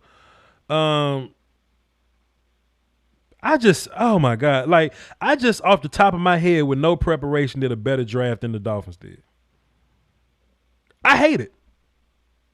I like some of their picks here and there, but they just didn't hit enough for me. I hate it. I hate Miami's draft. I'm putting Miami and hate it. You know why I hate it? Because they got 14 picks. They're supposed to have 10 really good picks. They're supposed to have 10 really good picks.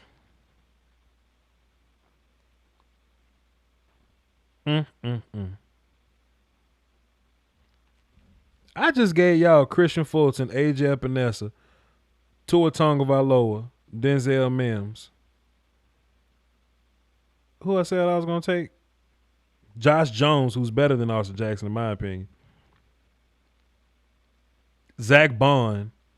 Jesus. I'm leaving. It's over. I'm leaving. I'm gone. My goodness, man. Miami, dog. Hey, look, I'm just a YouTuber, man. I don't want to act like I'm better than nobody, man, but whatever. Moving on to Miami Vikings, dog. I'd have got Tyler Biotish. I'd have got Shane Lemieux somewhere, dog. I'd have got, man. Anyway, whatever. That's y'all business. Let's take a look at the Vikings, who I think had a really good draft. Jefferson at 22. Jefferson's a fantastic pick, dog. Man, look, if you Miami, you wanted to get Justin Jefferson, go get Justin. Justin Jefferson was my number 2 receiver. So, fantastic value here. Getting him at 22. Gladney at 31. I like it. Ezra Cleveland, who I wasn't a big fan of him as a late first round guy, but if you want Cleveland at 58, I don't hate it. Dantzler at 89 is really good. DJ Wanham at 117, a Senior Bowl guy. I like it. James Lynch, who I was a fan of, he's on my top 50 board. He's a top 6 D lineman for me, I believe. A top 6 D lineman for me. I like James Lynch right there. I like Troy Dye at 132. Harrison Hand, I like him at 169. KJ Osborne, cool at 176. Don't recall Blake Brandell. Don't recall him. Box safety. Kenny Willekes at 225 is crazy. Kenny Willekes is your upside guy right there. That's your upside guy right there. On quarterback, Nate Stanley, I don't mind. Box safety, Brian Cole, don't mind it. Kyle Henson from Washburn, don't mind it. I love the Vikings draft. They got a gang of people I like. A gang of people, man.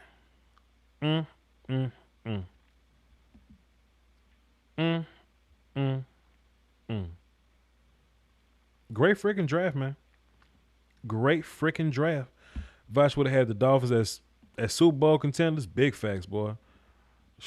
Look, Deandre Swift was off the board. What running back I'd have got y'all? I'd have got y'all Zach Moss. I'd have got y'all Zach Moss in the 3rd round or something. Man, let me move on. The Patriots, in which I normally hate they drafts, but, you know, Kyle Duggar, box safety, Senior Bowl guy. If you like him at 37, that's your business. I'm not necessarily on that train.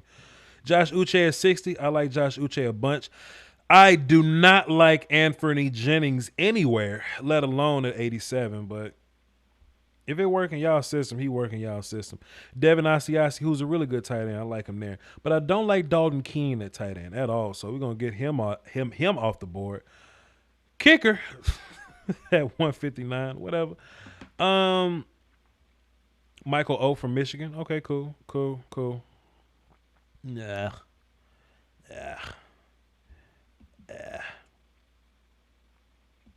This draft, all right.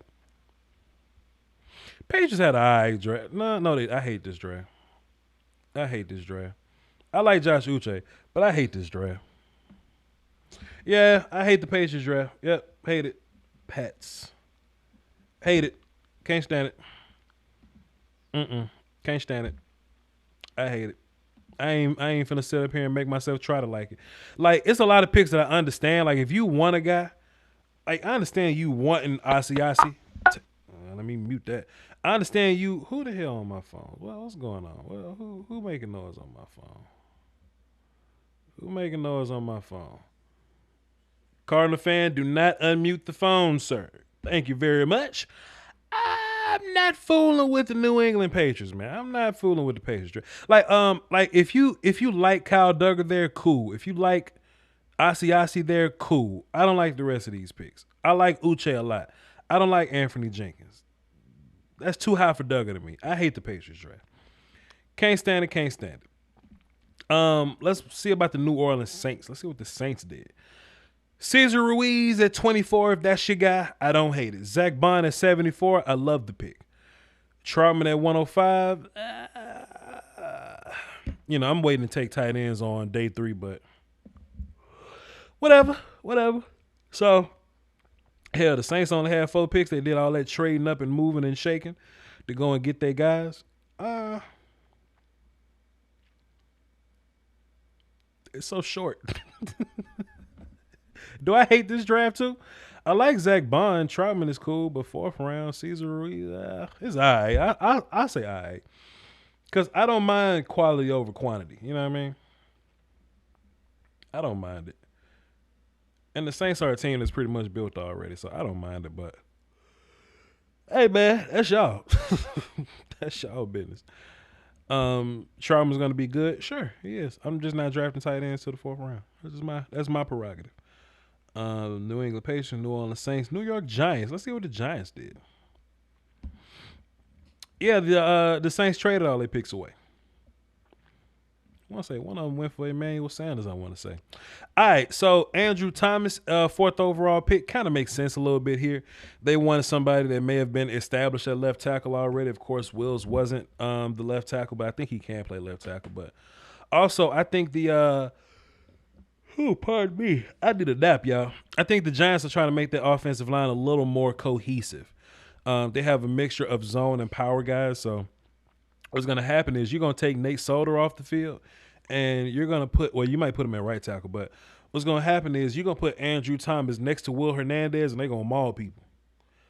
Hernandez next to Andrew Thomas are going to flat out maul people. It's going to make me sick. Xavier McKinney. I don't mind Xavier McKinney at 36. That's a good player. Matt Pert, who's not a big physical guy, like the like the next few, the offensive line that I'm talking about. But hey, man, if Pert's gonna be your future right tackle when Solder's no longer there, then do your thing. Darnay Holmes got smoked a bunch, and I hate this pick. And I hate when I was watching on TV. I was watching the draft, and they was trying to find highlights to make it sound good. They was trying to find highlights for Darnay Holmes. I'm not in the business of finding highlights for Darnay Holmes, man. Darnay got smoked a bunch, man. I'm not gonna sit up here and pretend like he wasn't getting smoked a bunch. So, yeah, we're gonna get Darnay Holmes up out of there, man. But Shane Lemieux, he's another physical guy. I like him. So you got 2 physical guards now, physical left tackle, athletic right tackle, but, whatever you got to do. Cam Brown, yeah, whatever. Carter Coughlin, Senior Bowl guy, probably going to be more of an edge than a linebacker. He's going to be like a weak side edge linebacker guy, but like the pick. He's a Garrett guy. And T.J. Brunson, Chris Williamson, Tay Crowder.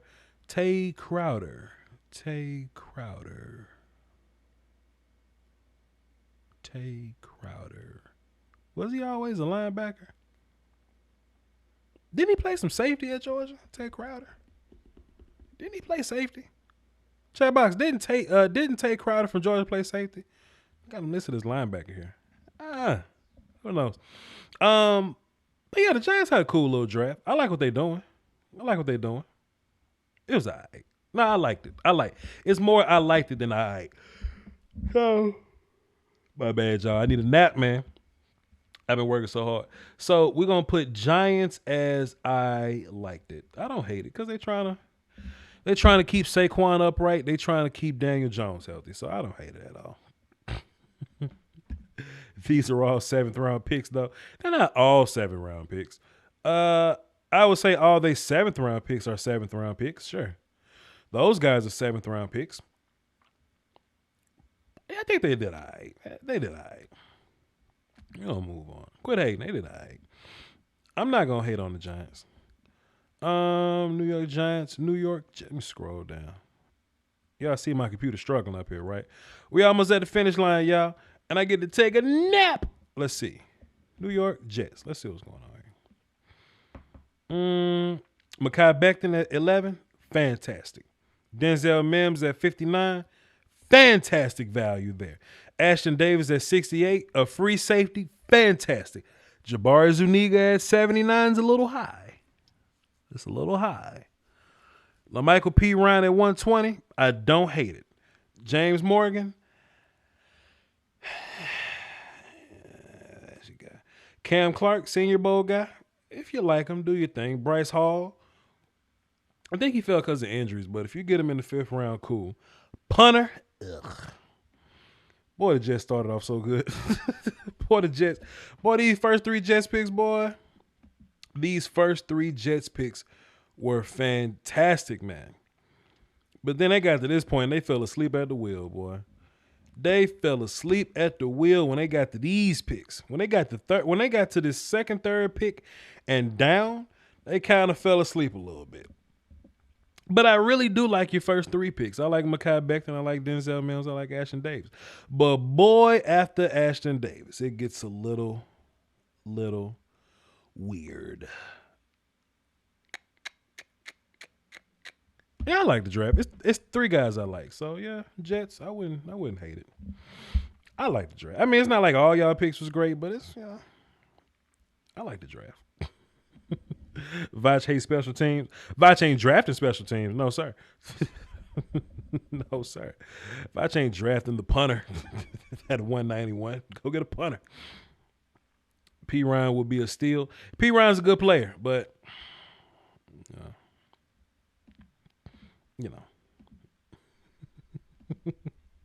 I'm moving on. I'm not finna sit up here and fool with y'all. Let's talk about the Philadelphia Eagles. You know, you guys, I laughed at the Jalen Hurts pick when I first saw it. And I laughed at it again when I second saw it. Jalen Hurts ain't great. Jalen Hurts not great. Jalen Reagor, who is a receiver I do like. I think 21 was a bit high to take him. And this isn't like some anti-Philly bias because I think I've been fair across the board with everybody. If you take a look at my wide receiver board, there was the big 4, Lamb, Jefferson, Judy, Ruggs. That's my big 4. Then I had the next 2 guys, Higgins and Mims, in which I think they should have gone next.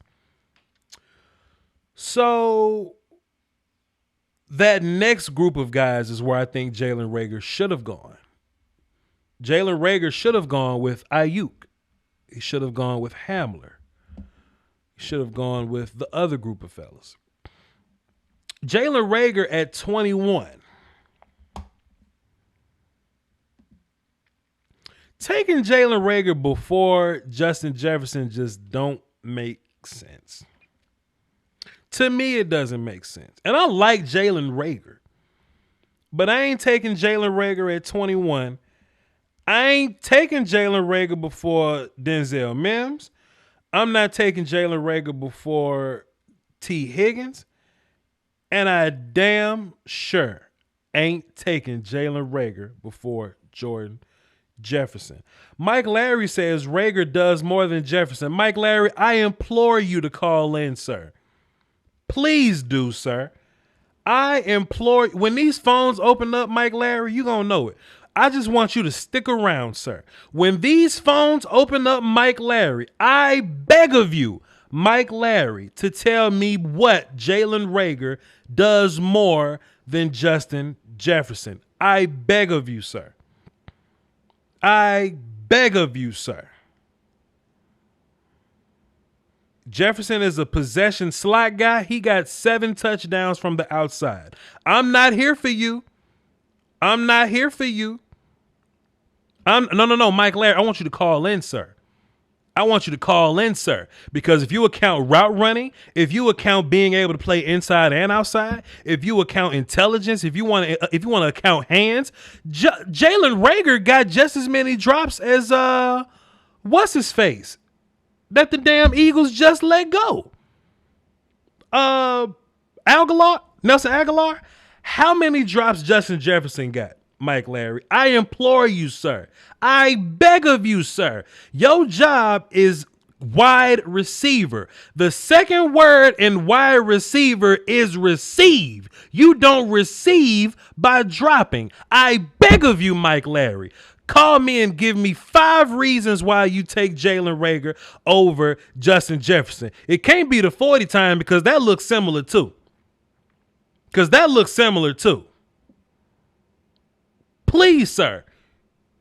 It ain't production. It ain't pedigree. It ain't competition. It ain't hands. It ain't route running. It ain't flexibility. It ain't high pointing the football. What do I need help, sir? I need help, sir. Reagor did all that without a quarterback? Fam, a lot of receivers did a lot of good things without quarterbacks. Denzel Mims had a terrible quarterback. Good luck to you. I ain't taking Reagor over Mims. Good luck to you. Good luck to you. Hell, I don't think CeeDee Lamb quarterback was that good. Good luck to you. Good luck to you. I beg of you, Mike Larry. You ain't doing nothing else. It's quarantine right now. You ain't doing nothing. I beg of you. I beg of you. I beg of you. Y'all talking about Jefferson 40 time. I don't see it on tape. Well, because Jefferson is a more patient player. But once Jefferson gets the ball and he gets in the open field and he's running, you ain't never seen Jefferson get caught from behind, have you? I ain't never seen Jefferson get and then again too. How about this? Let me sit up and say this too. This ain't track. We're not running track. We playing football. We playing football, my guy. If this was a track meet, I'm taking Jalen Reagor. If this was a track meet. But we playing football. Justin Jefferson does football better than Jalen Reagor. I beg of you. I beg of you.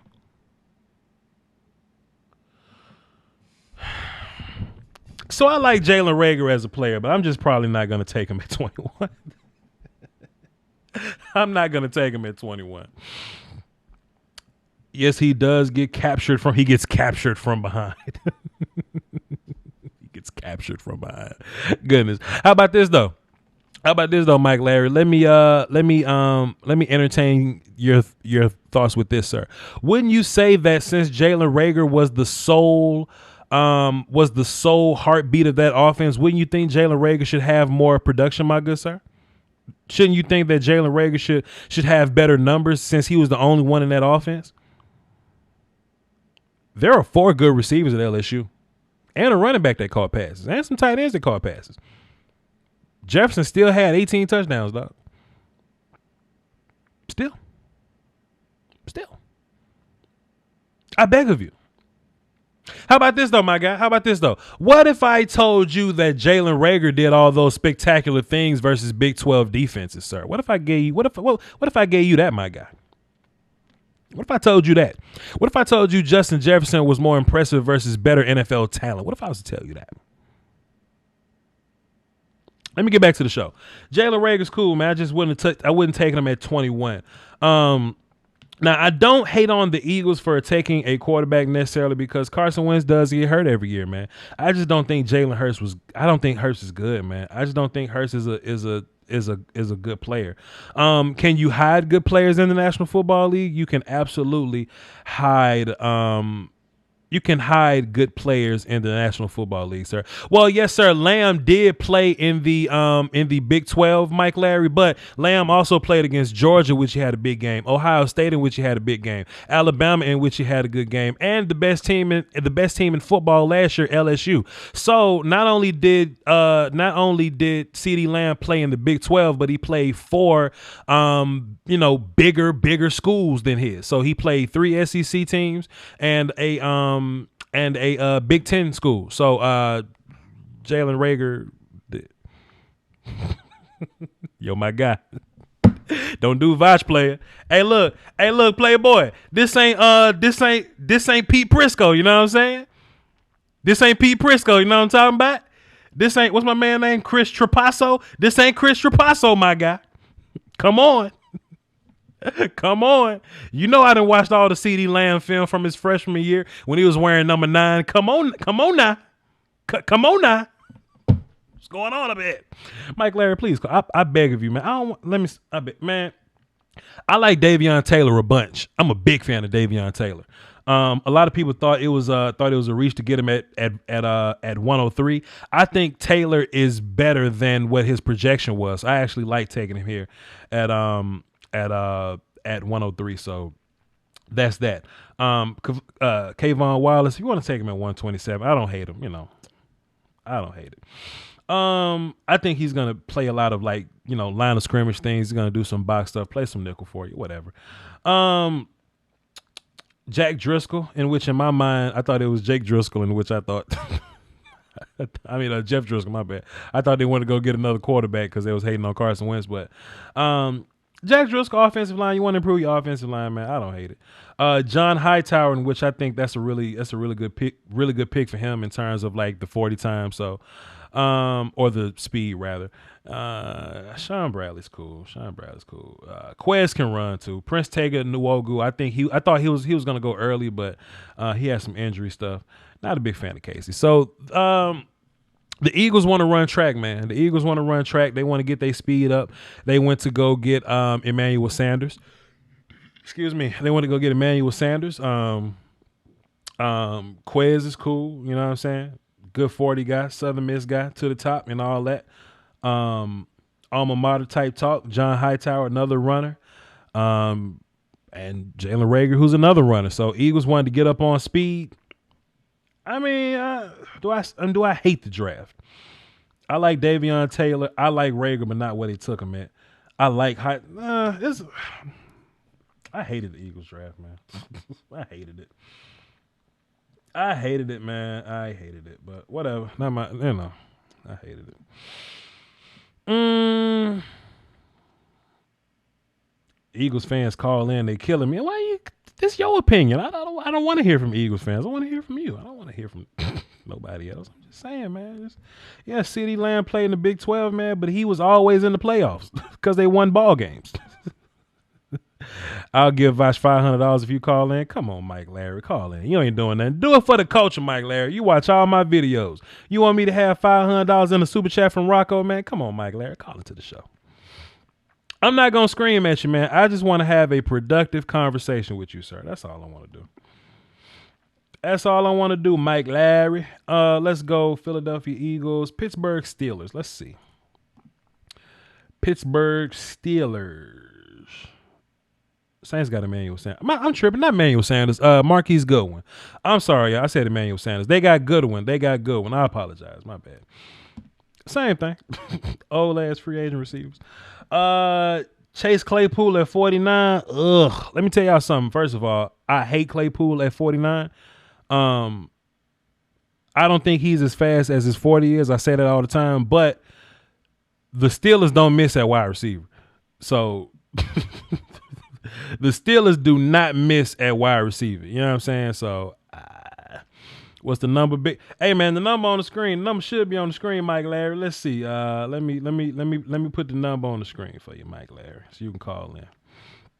I don't want you to call in, Mike Larry. I just want you to defend your Jalen Reagor position, sir. We not gonna scream. We not gonna fuss. We not gonna holler. My computer whack. Okay, here we go. Let me hit cancel. The number's in the description, Mike Larry. It's 515-606-5187, access code 309104. It should be on the screen, Mike Larry. If you were to call in, Mike Larry, I just want to have a conversation about why you think Jalen Reagor is better than Justin Jefferson, Mike Larry. That's all I want to say, Mike Larry. But the Steelers, pardon me, the Pittsburgh Steelers, they draft receivers and they develop them really well. So I'm up here hating on Chase Claypool. They may see something I don't like, so they may see something I don't see. So I don't know there. Alex Hightower from Charlotte, not a fan. Anthony McFarland, I think at 124 was a bit high, not a fan. Kevin Dotson, I think from Louisiana, he's cool. He's cool. Antoine Brooks is cool. I don't mind Antoine Brooks. Carlos Davis, that's one of the twins. No, it's not one of the twins. Yeah. Not a fan. Not consistent enough. Boy. I'm not a fan. I hate this draft. Man, I hate this. We're going to go ahead and put Steelers in the hate, man. I'm just not. I'm sorry, Steelers fans. Sorry. Not a fan. CBS up here playing some goofy video that I ain't trying to watch from them. Oh, my poor laptop crapping out, man. I think my shows are just getting too big now. You know what I'm saying? I think my shows are just getting so big that I can't, that my computer just can't run it. You know what I'm saying? But don't worry about it though, man. Everybody that contributed today, you guys are contributing to my new work PC, man. We're gonna get this new work PC and it's gonna be a great one. It's gonna be a crazy one. Pittsburgh Steelers, let's go Seattle Seahawks. Let's see. I don't know what the hell the Seahawks was doing drafting Jordan Brooks at 27. I don't know what the hell the Seahawks was doing putting Darrell Taylor at 48. And I like Darrell Taylor. He's just more of a I think he's more of a run. He's more of a run stopping left defensive end than a what do you say? It's a pass rusher. Excuse me. I'm just not seeing it from Darrell Taylor. I'm just not seeing it from him, man. I'm just not seeing it, Seattle. Damian Lewis, I like the player. I don't like him at 69. Just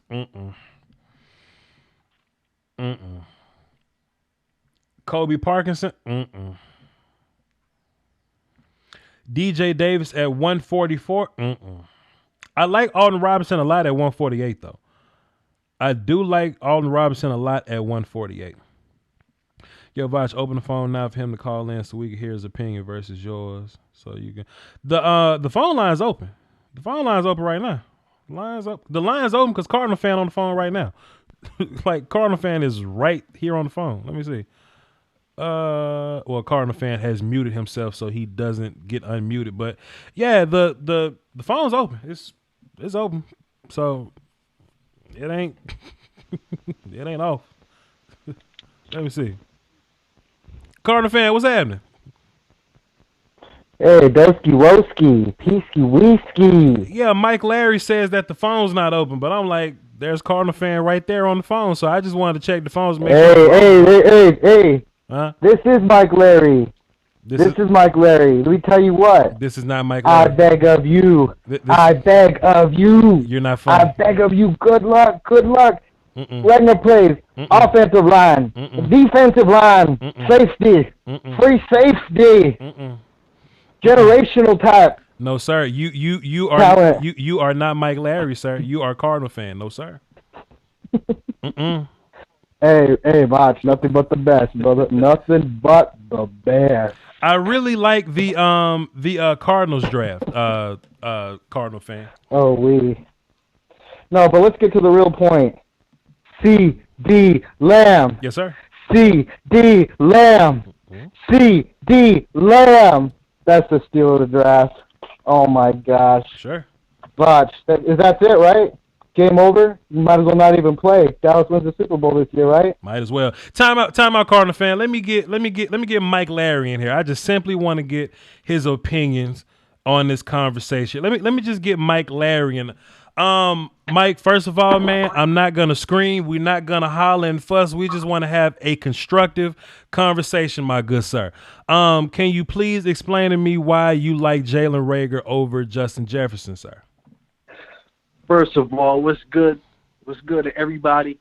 Yes, sir. Long time listener, watching your show and everything, but I ain't gonna waste nobody's time. Mm-hmm. Listen, Jalen Reagor, man. Okay. Listen, it's 40 time.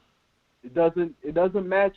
It doesn't match the combine. Okay. To me, his play speed is much faster than that. I agree. He plays as if his head is on fire, and he's the only one that has to make this play. Okay. High point the ball. His 40 shows up. His hand shows up. He catches in traffic. 1 week is that he's outside all week. The next week he's in the slot. You could throw him in the backfield. Mm-hmm. You could have Sherman on him. You could move him down. Mm-hmm. You could put him anywhere. Plus, he's a finisher. Mm. Sideline catches. It's like he gives you at least 20 pages in the playbook. Mm. He probably saved you a couple roster spots. Mm. That's to me. That's Jalen Reagor. I know the route running is good. It gets you open. Woo. If that was the case, Ruggs wouldn't have went over Judy. If route running was so, you know what I mean? Yeah. Because certain guys bring certain things you cannot teach. Yeah. For example, you bring Patrick Mahomes, Aaron Rodgers, and say Tom Brady in the game of horse. Tom Brady will probably do everything these guys cannot do. But put him in a game, you're like, what? How the hell is this guy throwing off 1 foot, throwing him backwards with his elbow almost touching the floor? Right. It's like certain things you can't teach, but guys just pull it off. You can't look at Jalen Reagor and say, hey, look, run a route like this. Right. No, because he won't do it. He'll get open, though. Right. So you step back and look at yourself and say, whoa. Okay. Imagine if he does learn route running. Can you learn route running? Right. Is it alien for him to learn route running? Okay. These things are not hard for him to learn, given the fact all the tools he's already bringing to the table, plus his versatility and toughness. To me, he reminds me of Debo in A.J. Brown's body from the Titans. That's massive right there, especially when you're going through traffic from the backfield. Come on. You giving me that on Sundays? Come on. I'm bringing an extra playbook in my left hand just for you. Okay. First of all, I like Jefferson. Jefferson's going to make us look up because he's going to sit on the knees, he's going to go 15 to 20, and he's going to catch the ball and look good. Okay. But if Jalen gets those same routes and catch the ball, right, and come down ready to make a move, right, more likely he's probably going to make a move on that safety and score that. Okay. So listen, Mike Larry, how about this? Mike Larry, how about this? I'm not screaming at you. I'm simply screaming at your analysis, okay? I'm not screaming at you, though, because look, I respect you coming on here because a lot of people be scared, Mike Larry. I'm just about to scream at your analysis. This ain't personal. Jalen Reagor cannot catch. Jalen Reagor is not a route runner. Jalen Reagor is not built like A.J. Brown. A.J. Brown is one big muscle. He has gone viral for being one big muscle. Jalen Reagor ain't thick like that. I do like Jalen Reagor's versatility. I will give you credit on that. I like his speed and his versatility. I like the fact that you can play him in the slot, you can play him in the outside, you can play him on kick return, punt return. Real quick. Okay, go ahead. I'll let you talk. Go ahead. I'll let you go. No, one question real quick. How would you describe Tyreek Hill? Would you go in the draft and say, hey, this guy's only going to stretch the field for me, and he's going to do this, and he's going to do that? Or are you going to say, yo, on Sunday I'm going to have him out wide, and, this week I'm going to have him in the slot, this week I'm going to have him doing that? Yeah. Are you going to describe Tyreek Hill in that way, or are you going to say, you know what, he's not a route runner? Well, he do be getting open, though.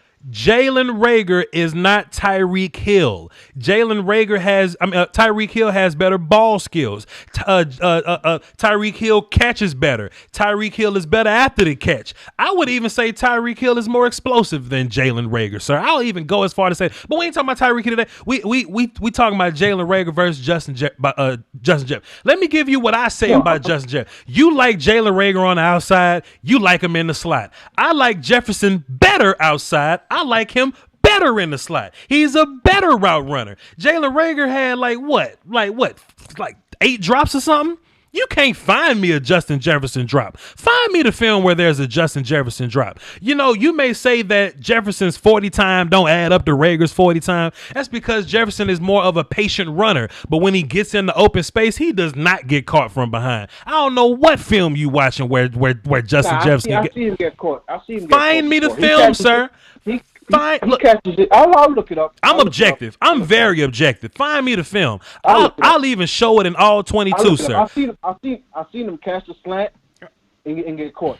Probably make probably 10, 15 yards after the catch. They pull him down. I don't want to call you a lie because I respect you. Justin Jefferson did not get a 15 head start on somebody and get caught. Don't you lie on my show. Don't you lie on my show, sir. Go ahead. I'm gonna find it, and then when I send it to you, you probably do a video about it. Put my name on it. Say this is the tape. I'm fine. I'm trying to use as evidence.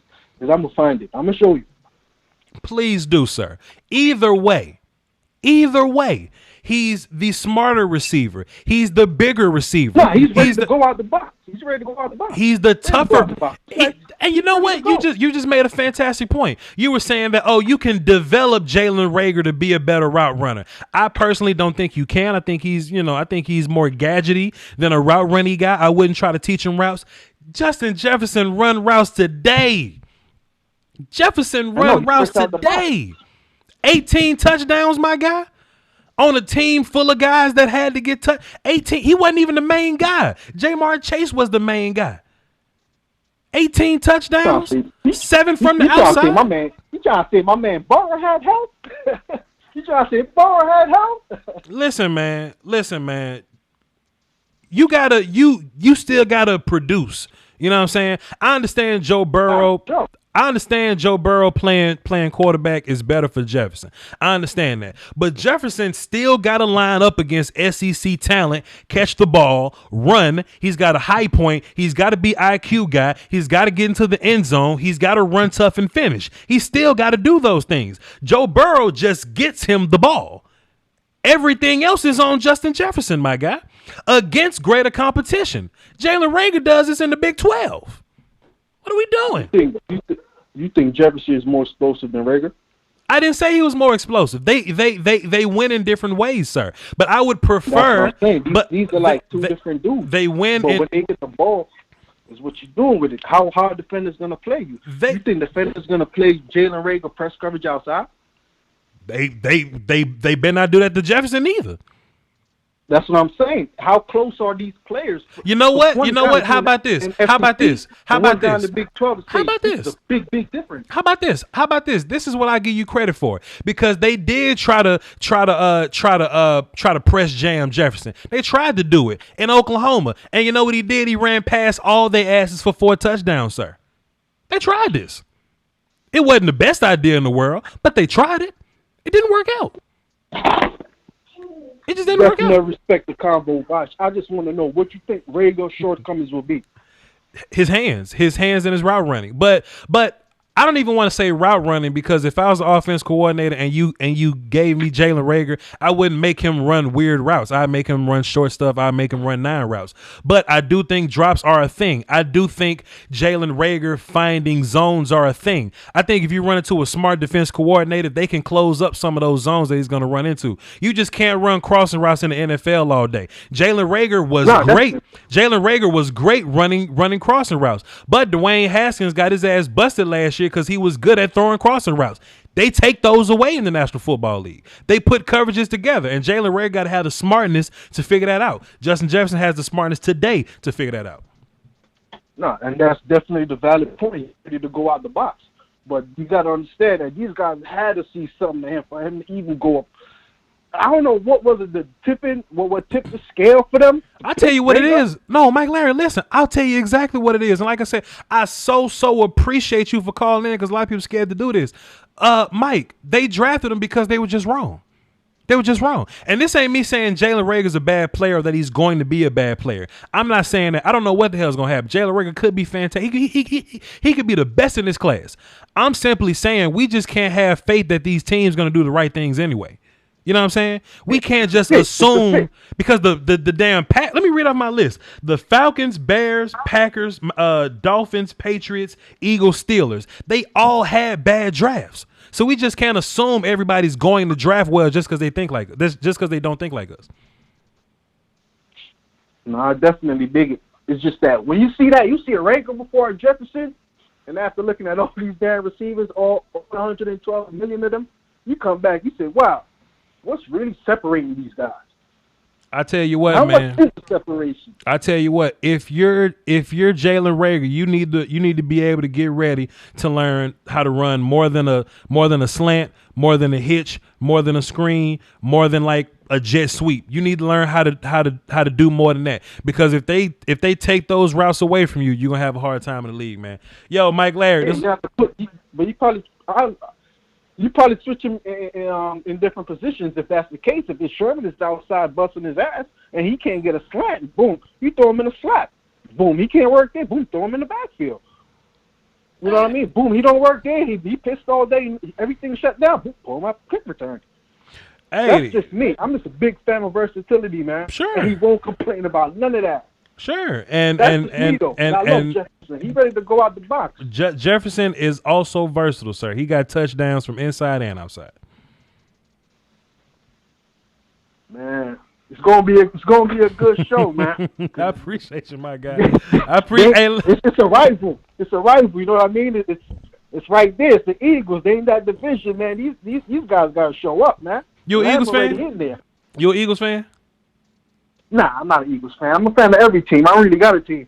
Oh, man. Just like look at guys, man. Oh, man, you up here fighting for the Eagles. You ain't even an Eagles fan, man. Anyway, though, man. Great call, Mike Larry. Good talking with you, Voch. Definitely. And shout out to everybody in the room, man. We all locked in, man. Our girls at home ignoring us. Beefing. We on your time. Our girls at home ignoring us. Appreciate it, Mike Larry. Oh, man. All right, man. That's funny, man. Great call, man. Great call. Shouts out to Mike Larry, though, man, because some people scared to fuss with me, man. Some people scared to scream with me, and I don't like screaming at people. I don't like doing that necessarily, but come on. We're gonna get Cardinal fan on the phone. Then we're gonna wrap up this show, and then we're gonna take a nap or something. Cardinal fan, did you have something you wanted to end on, sir? Oh, this isn't Cardinal fan. This is Larry Mike. Larry Mike. Did you have something you wanted to end on, Larry Mike? Yeah. Give me a beat. No, sir. We're not gonna rap. I gotta wrap this show up, Cardinal fan. Come on, man. We already about to be 2 hours in. I wasn't even supposed to be screaming on people, but things happen. I do know. Things happen. Are you more excited about CeeDee Lamb or Dak getting traded for Tannehill? All right, Cardinal fan, I'm going to go ahead and get you up off the line, man. I appreciate it. Dak Prescott's going to be just fine, sir. Thanks for calling in, my guy. Miss you, bro. Yes, sir. Salute. Take care. Yeah. Oh, man. That's hilarious. That's hilarious. Mans ain't going nowhere. Anyway, let's get back into the show. Whoa. Didn't somebody say they was going to drop 500 up in here? Who said they were going to drop 500 up in here? I know T-Rod said he was going to match. But who said they were going to drop 500 up in here? If we got Mike Larry on the phone. Somebody scroll back and find that for me. Somebody scroll back and find that for me. While I finish this show up. Anyway, let me finish the show. Boom. Up. All right. I talked about how much I hated these first few picks. I like Alton Robinson. Freddie Swain. Steven Sullivan. And how did they draft Steven Sullivan before how did they draft Steven Sullivan before they drafted my other my other LSU guy. How they draft Sullen before Moss, before Thaddeus Moss? Yeah, what's the deal here? What's the deal here? Not a fan, man. not a fan of this draft, man. Not at all, man. Jordan Brooks, Darryl Taylor, them. Nah, I hate it. I hate it, man. I hate it. We're gonna put this in the hate section. Boom. Let's see.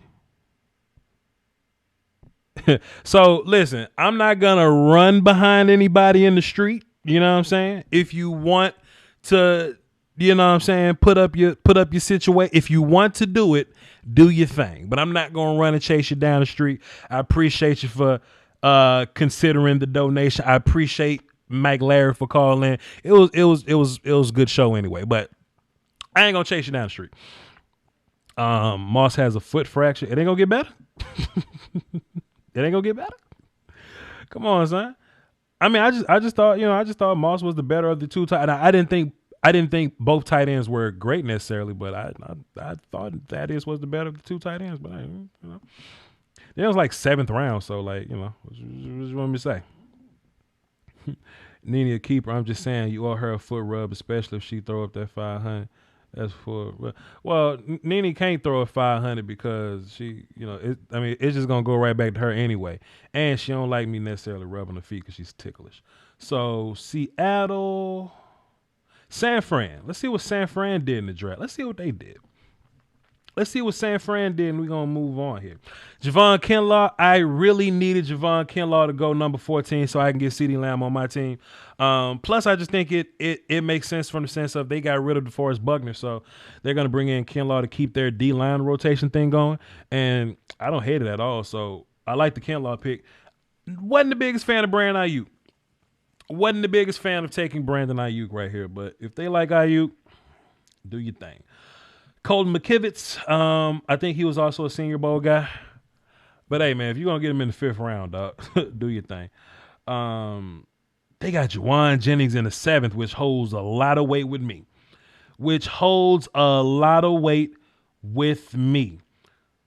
So, if you're going to get Kinlaw, the only two picks I really like is Kinlaw and Juwan Jennings. And they just didn't have the rest of the picks, so. Yeah, I'm not a this draft. I mean, you got Ayuk is cool. You got Kinlaw, Juwan Jennings is cool, but this draft, it's alright.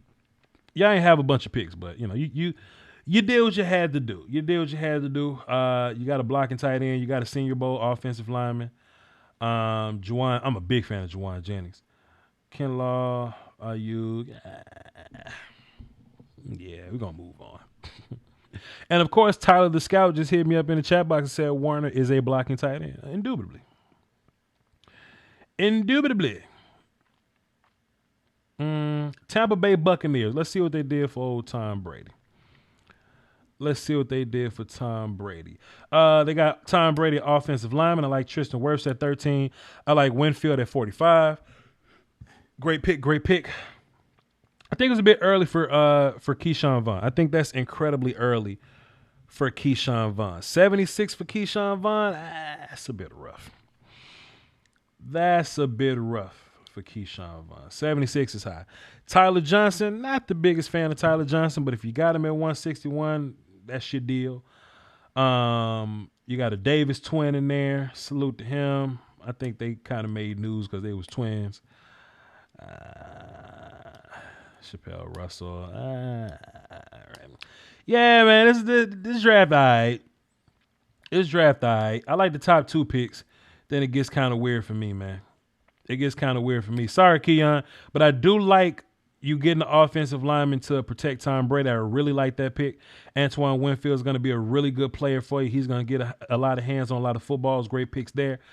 I just don't see Keyshawn and Tyler and Khalil and Chappelle and Raymond. I'm just not. But you had a cool little I draft though, Keon. So we're gonna put Bucks in I. We're gonna put Bucks in I. Sam, man, what's cracking, man? He said, "What's good, my G? We just putting in work over here, man. We just putting in work." Earlier in my chat box, I saw somebody ask me about the Cowboys' new left tackle, Isaac Aron. Isaac Aracon. Yeah. I did a film session on him earlier, so y'all can go check that out. Y'all go check that out if you wanna. If you wanna. We got 2 more teams and we gonna boogie oogie oogie. Tennessee, what's crack-a-lackin'? What we doing here in Tennessee? What we're doing here in Tennessee. Isaiah Wilson. So a lot of people were kind of questioning this draft, but I think if you're going to be a run-first team and you're going to be like mauling people or whatever, then Isaiah Wilson would be the guy that the tackle that you get. You know, Josh Jones wasn't going to maul people. Austin Jackson wasn't going to maul people. Aracon, yes. Isaiah is going to maul people, so you plug him in and hey, run the football, man. Run the football. It makes sense. It makes sense. Christian Fulton at 61, fantastic value. Darrington Evans, speedy, running back from App State. I like the pick there. 93 was a bit early. 93 was a bit early. But goodness. Murchison, McDonald, why right there? Chris, yeah. Man, Christian Fulton at 61 really really saved this for you. There's another IA draft. Titans. It's another IA draft, man. It's an IA draft, man. It's an IA draft. Let's go to Tennessee. See what Washington is the last pick for us today. Let's see what we're doing here. And you know what? I might take 5 privileged calls today.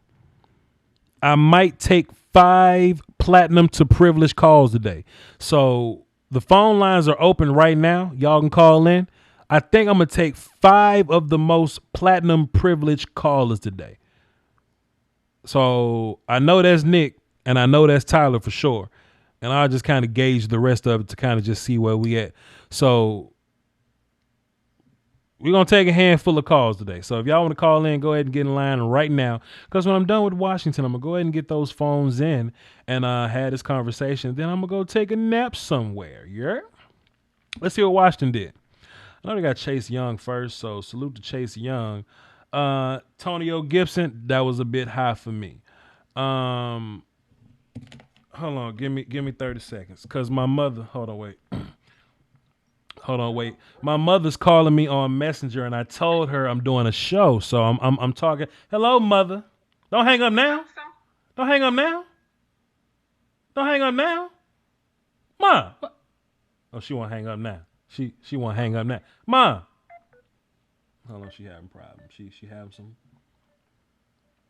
some issues there. Anyway, mother's trying to get in contact with me. I know she just wanted to say, Ma, let me call you when I'm done. No. I see, but let me call you when I'm done. I'm calling you in 5 minutes. My mother said hello, everybody. My mother said hello. All right, so I think that the Antonio Gibson pick was a little high there to get him at 66.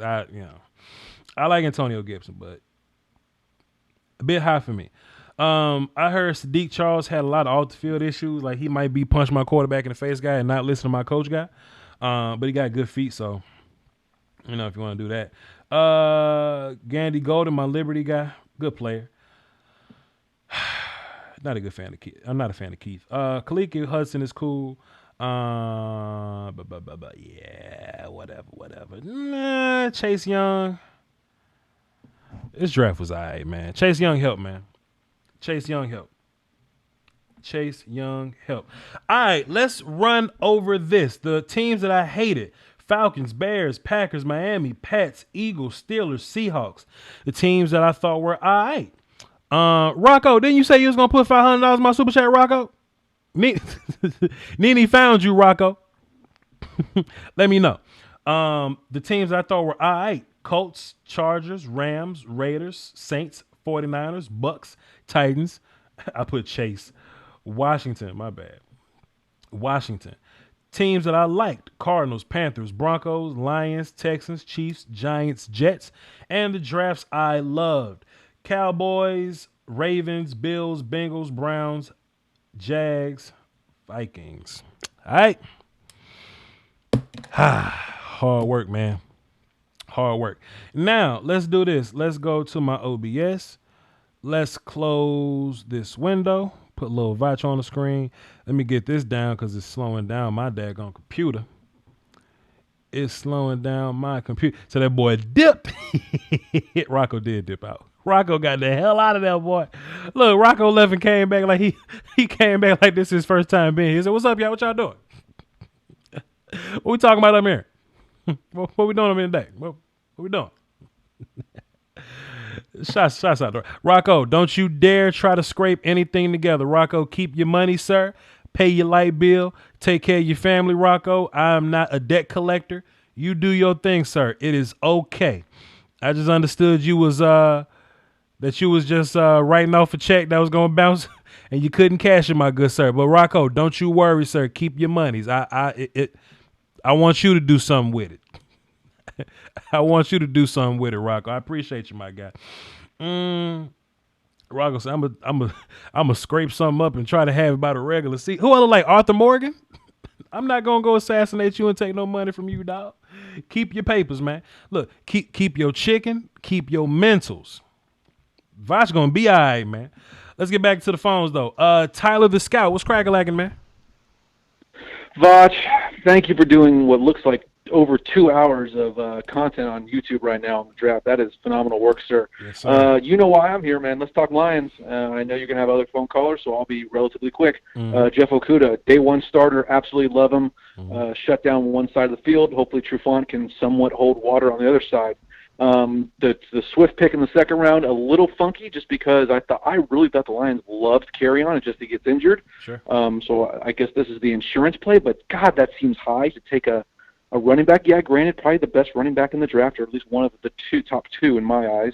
And then Aquara, who I like off the edge, and we still need D-line help. We didn't really address D-tackle until Pinasini at the very end there from Utah. He's just a run-stuffing, run-first D-tackle, which I guess we need, and if he can contribute, phenomenal. Sure. Can you give me your thoughts on Steinberg? Kind of, can you give the chat box and myself kind of a rundown on how he plays and what his skill set is? Logan Steinberg from Kentucky, man. So when we evaluate offensive linemen, it's kind of two ways to look at them. How good are they by themselves, and how good are they as a unit? Sometimes offensive linemen are so much better in their unit than they are by themselves. And I think Logan Steinberg, if you incorporate combos, if you want to help him out a little bit, he's kind of slow-footed, but if you can just hide him within the guys surrounding him, I think he can exist. So his Kentucky film wasn't terrible. But when you watched him at the Senior Bowl and he was forced to go one-on-one, I think he got smoked every single day, multiple times. But lucky for offensive linemen is that, we don't have to play by ourselves in the actual football game. So, like I said, man, heavy-footed, he knows how to lean on people. He knows how to lean on people. He can get some movement. He's pretty solid with his combos. I think I like him more in the run game than passing. You know what I'm saying? So, Steinberg, cool. And then I guess the other guard we drafted, Jonah Jackson. I love Jonah. I think he's our day one starter at guard because we lost Glasgow. We lost some dudes on the O-line, on the interior. So, I think I agree with you. I think I liked the Lions draft. Sure. Really, really happy with all the content you've been putting out, man, everything you've been doing. So keep up the great work, and then I know you're shifting into Cowboys mode. But I'll still be watching. I'll be jumping in the chat box here and there. Absolutely, man. And just one more thing on your Jonah Jackson pick. Jonah is he was the opposite of what Logan was. Like, he did really, really well by himself at the Senior Bowl. But I also liked him in that Ohio State unit. So if anything, I think Jonah's going to be the guy that gets more reps over Logan. And Logan's probably going to be backing up Jonah for the next 2-3 years or whatever. But hey, man, just in terms of drafting offensive linemen, if you want to make Matt comfortable, you want to make Swift run a little better, keep Kerryon healthy. I'm imagining whatever y'all do with Kerryon, I don't know. But then there's another running back that y'all got. We'll see, my guy. We'll see. But Ty, this was fantastic, man. Being in the draft process with you, calling into my shows and all that. When football season is over and we get back to January, I want you to tune back in, man. Of course, my man. I'll jump in once in a while and into your Cowboy stuff. I might be a little bit out of my league and with all the rest of the Cowboys fans, but it'll be fun. And as always, before I head out, thanks, Green Bay. Have a good one. Oh, boy. Oh, goodness. Oh, that's a Lions fan for you. That's a Lions fan. But I will say this, though, man. Green Bay crawls so other teams can walk. You know what I'm saying? Green Bay could have easily took Tyler Biadasz or Bradley and I, but they didn't. They didn't take him, so we can have him.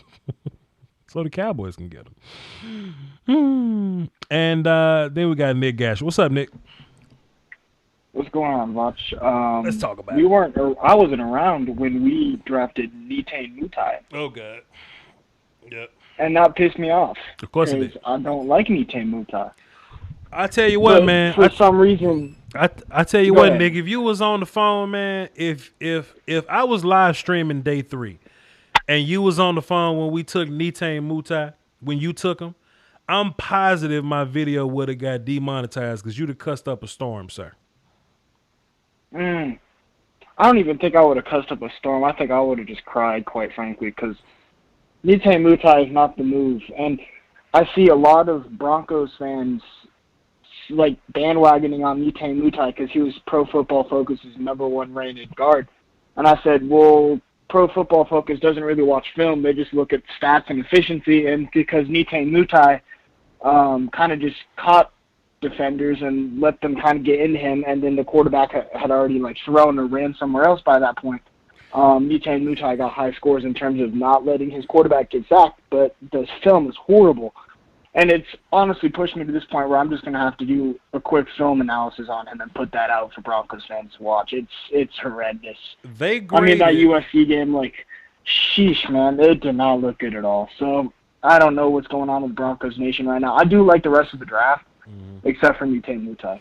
They graded Nite Mutai based on a highlight tape from his YouTube page.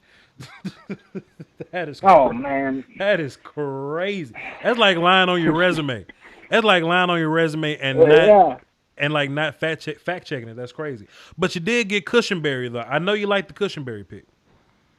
I love the Cushenberry pick, and I got a film session out on my channel right now discussing why I like the Cushenberry pick.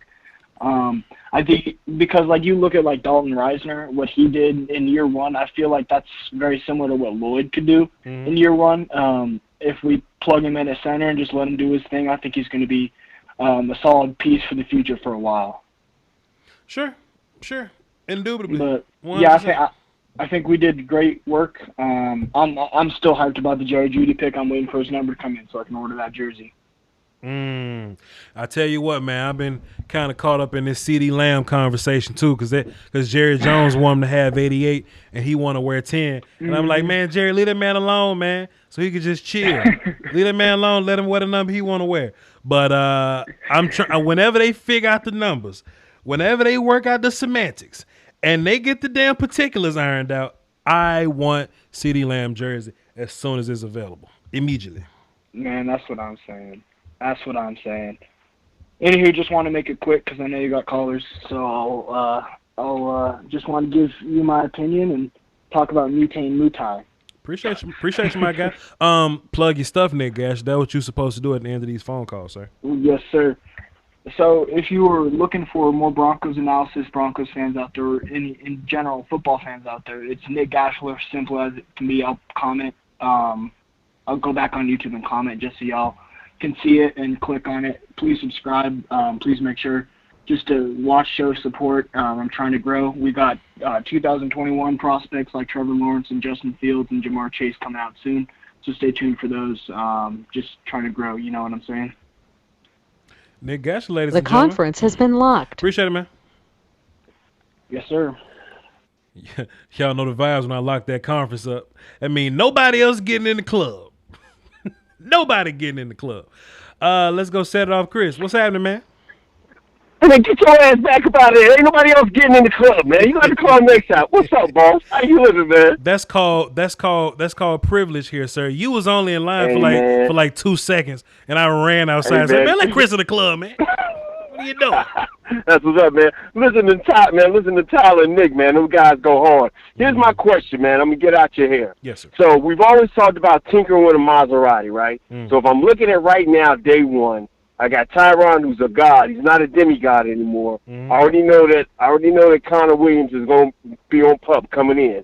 So if I slot Connor McGovern, even though he's never played an NFL snap, right? Yep. NFL snap, put him there because he's already played big-time football, whipped a lot of ass doing that. And then I take Big Tyler, because, I don't want to get you demonetized or anything, but Big Tyler at center. Put him with Zach Martin and with Lyle. On that, I'm tinkering my Maserati, right? I get back to the quote-unquote best offensive line in football, which I hate hearing far too often about our offensive line the last couple of years. Yeah. It's still good, but if I add these two younger bodies in and I can get Connor Williams through 8 weeks of pup, get him through IR pup 8 weeks, I still got Brandon Knight on one side. He can swing both sides. But I can also just get Connor healthier and stronger. And I know this might sound, blasphemous. I get 1 more, maybe 2 more years out of Tyron. Sure. And I can let him go after that and slot Connor right there. I got an offensive line that's top flight. Sure. Am I far off? No, that's my plan. Okay. Yeah, people want to push Connor off a bridge. I think Connor's going to be a good left tackle for you in the future, and I think they've been working on Connor playing left tackle. We just haven't needed him to. In terms of this year, I think he's going to be fine. In terms of like his ACL or whatever, he should be good to go by game 1. But if I could just offer some perspective for Cowboy fans or whatever, Travis was very important to what we was doing, and it was absolutely overkill. But let's not hate on Rain Dakota, man, because we won games with Joe Looney at center. You know what I'm saying? I got no problem with Joe, Ross. But the thing about with Joe wears down towards the middle of the season. I agree. And in the 17-game season, by the end, man, they was moving him like a child in daycare, man, moving him around the building. So my whole point is, if I can go with bigger bodies in that, if I can go with bigger bodies, go with younger, bigger bodies, and have him in play, have Tyler playing, have Connor, who I know's had a whole year to get bigger and stronger already out the gate. Why would I not go with that direction? And if I've got some, young growing pains, I got Zach Martin right there. Zach Martin's can make all the line calls because he did the same thing in 2018 with Joe. Sure. I think if Connor Williams is not healthy, it's going to be McGovern at left guard and Tyler at center. Right. If Connor is healthy, it's going to be a fight that I think McGovern wins at center, Connor Williams at left guard, and Tyron at left tackle. Drop you off here, bro. Hold on. Okay.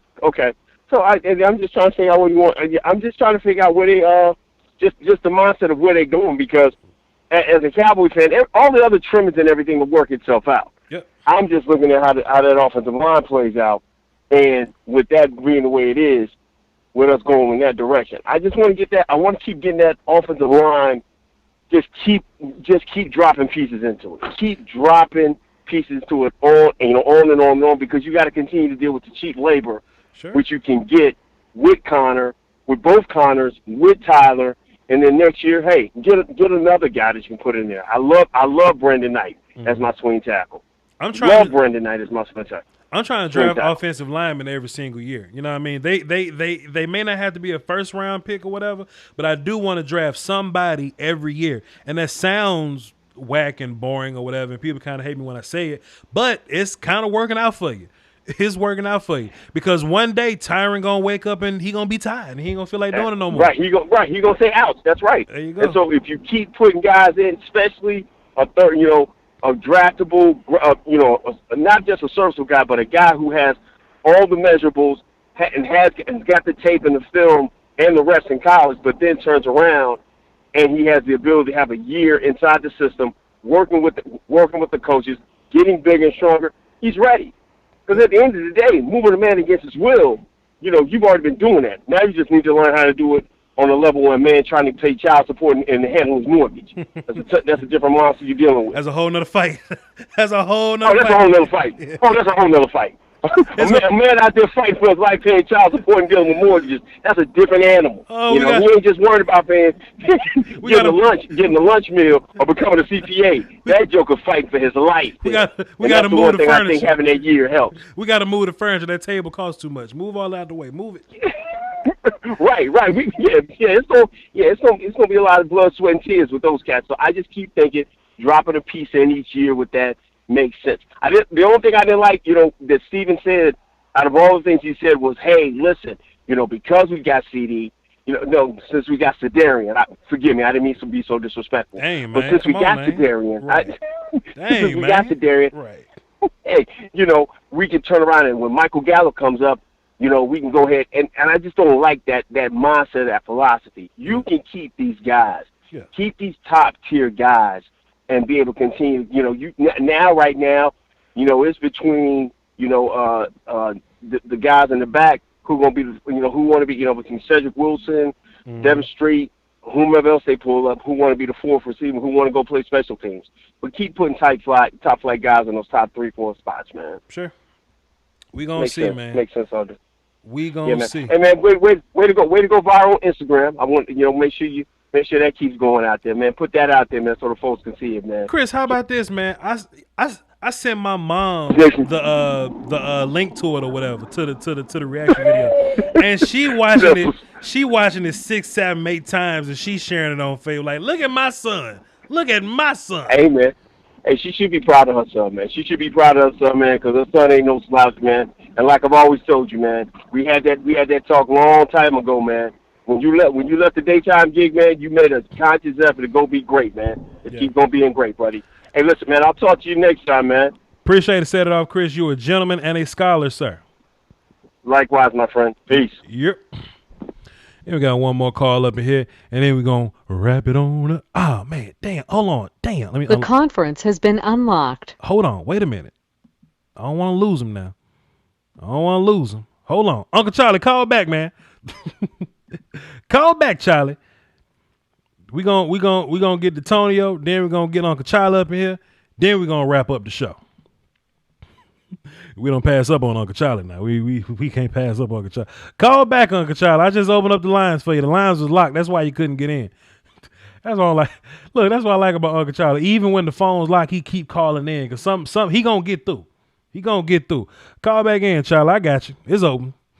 But till then though, Tony, what's up? What's up, Voch? Everything. So I saw you was looking at our draft. I know you was asking about Carry On. Okay. I want to throw a little insight on that. Okay. He been injured. Okay. Can't stay healthy. That's really the reason. Now, I want to keep him because a lot of Lions fans was like, man, trade that man for a fourth-round pick. I'm like, man, y'all don't calm down. Because on the field, he good. Right. But he don't stay healthy. And he's, like, the best back on the team by, like, a mile. So when he leaves, it don't look good at all. So they've been running a lot of more running back by committee. Mm-hmm. So I understood the Swift pick. I didn't like taking a running back that early, but he was my favorite back in the draft. And I'm like, you know what? I don't like taking a running back that early, but he wasn't used that much in college. He pretty fresh, and in my opinion, he was the best running back in the draft. So I'm cool with that. Right. Yeah, I like the Okuda pick. It's pretty much it's a seamless fit. He played the most man in college, a lot of press man. Right. He played like second most press man in the NFL. It's a great fit. Mm-hmm. I like the Jonah Jackson fit because I had to watch some of his tape. I like him in pass protection. He don't look that crazy in the run game. Mm-hmm. Now I heard he did get on the bench press, so maybe it's a technique thing. Maybe I like the way he climbs to the second level, but I just don't. Probably he just don't have a lot of power, but I don't think they're gonna make him have a lot of power. I like Sternberg. He's not that good in pass protection though. Right. Like they the complete opposite. Right. Jonah Jackson and Sternberg. Right. But they both offer versatility. They can play, center to guard. That running back pick, I like him. He kind of fast. He could be a kick returner. I think he has some upside as a receiver, which, I mean, we kind of got that, but we need a new receiving back. The Pensini pick, I like that pick because we don't really have a backup for the nose tackle. Right. Our nose tackle get injured, there's nobody who can fill it. Right. He's just going to pick up dudes off the free agency. The Deshaun Cornell pick, I like that pick because I think his upside is a pass rusher. Right. Because, like, our best interior pass rusher, Deshaun Hand, right. He good, but he didn't really stay that healthy last year. Right. And when he's out, it's really bad. Like, there's nobody who comes close to him in terms of pass rushing. We picked up another dude, but, like, I don't know if you want to just rely on two dudes to have an interior pass rush. Because one of them take out, like, it's just not that reliable. Right. You're going to rely on him staying healthy. I think he has upside as a pass rusher. He probably not going to never be anything as a run stopper. I mean, against the run. But I don't think you're going to really need him to do that. Just, put him in there, third and long, passing down, let him do his thing, and take him off the field for a second down. Right. Understood. Yeah, man, I think the conference has been locked. I think the Lions had a cool draft. I got them in my like category. They got some guys I like. You know what I'm saying? So, hey, as a Lions fan, you should be happy, man. Jeff Okuda's going to be great for a long time. So, I did want Isaiah Simmons, though. Hey, man, you know how that go, man. You should have traded back, but you didn't want to.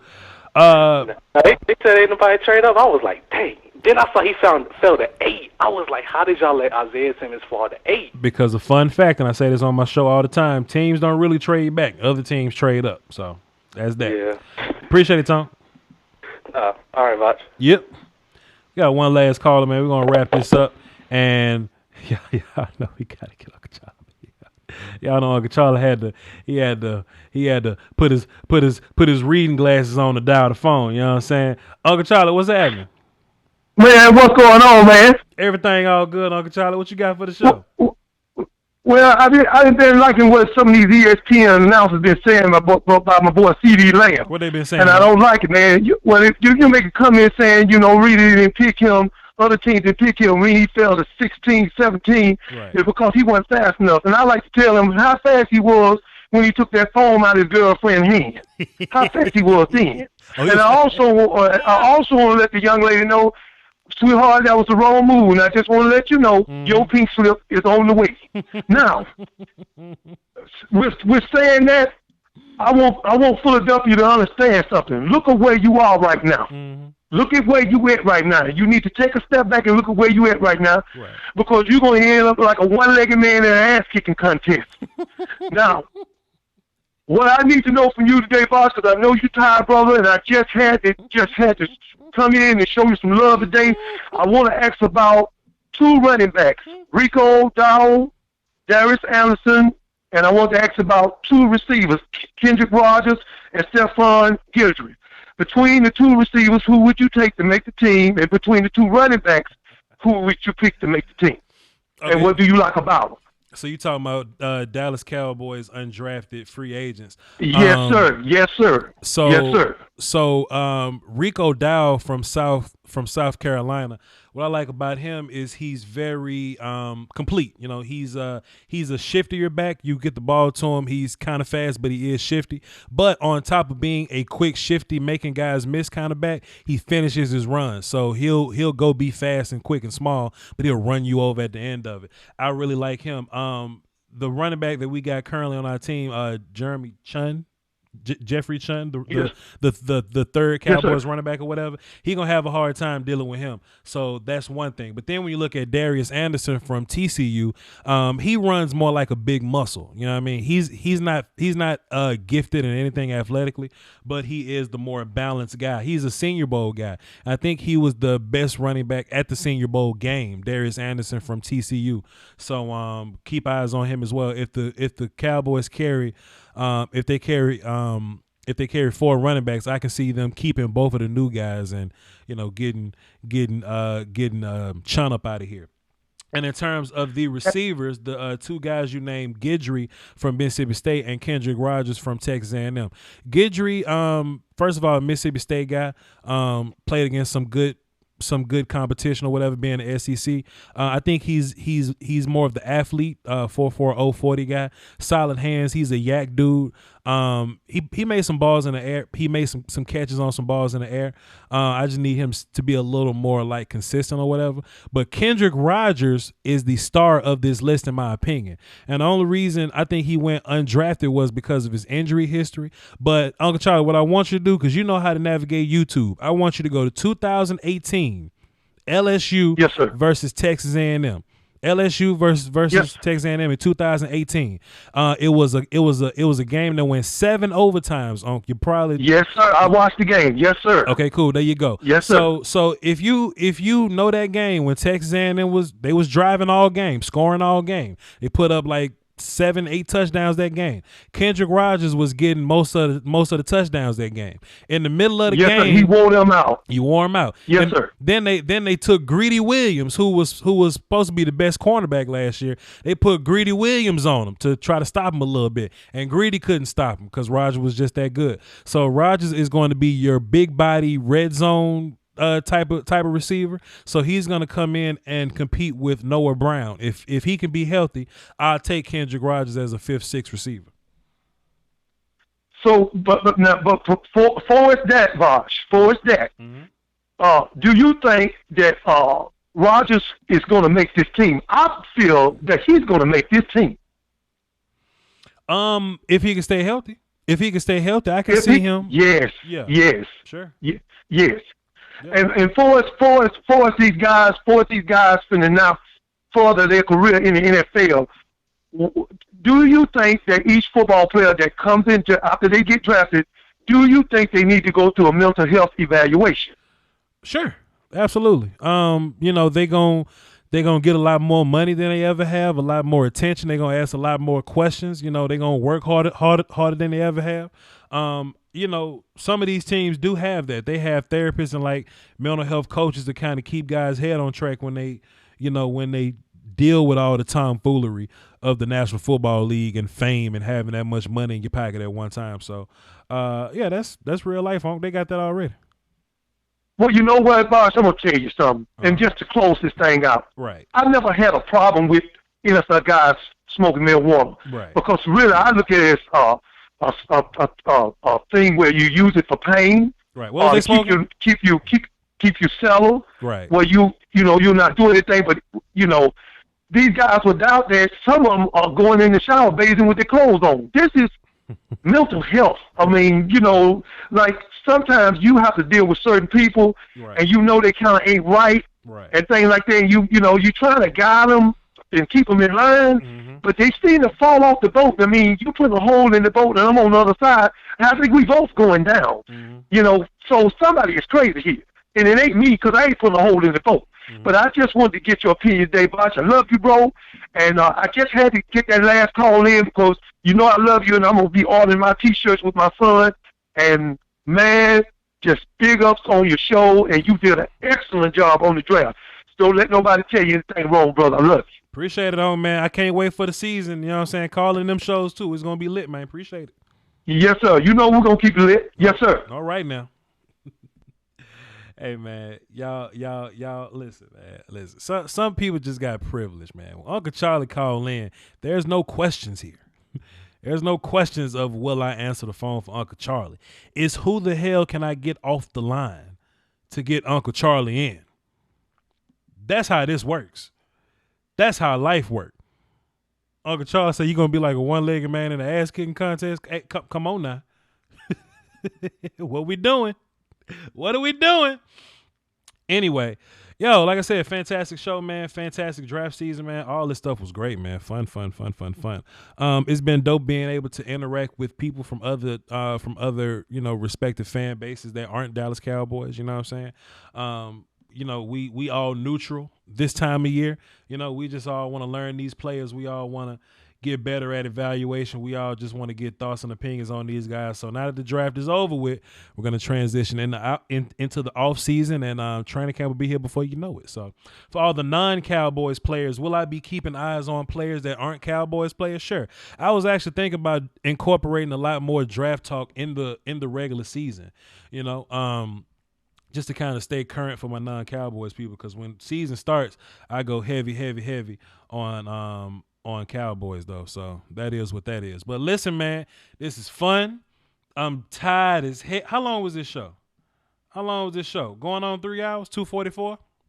That's good and long. So this show was long. The live streams was long. The shows leading up to the live stream. We put in a lot of work, man. But I'm taking 2 days off because y'all ain't going to kill me. I'm going to kill y'all. Anyway, go watch my film sessions if you haven't. If there's a video of a player that you have drafted on your team, go check and see if I got a film session on, because 9 times out of 10, I do have a film session on that. All right. Until then, man, y'all hold it down for the Doski, Woski, and the Peasky. Hold on, man. Shouts out. Wait a minute. Wait. Y'all don't go nowhere.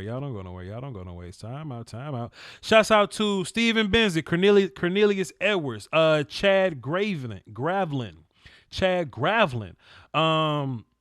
Anthony Pauly. Rio came in and dropped 300. Steven Benzik came in and dropped 100. Adrian Lindsay dropped a dime. Chad Gravlin dropped 50. Shouts out to Nene. Shouts out to, who is this last name? Let me scroll all the way down so I can see this last name. It won't show me the last name. Well, who is this? It ain't showing me. Hold on. Let me see if I can find it over here. They trying to kill me. They holding me. I can't find it, man.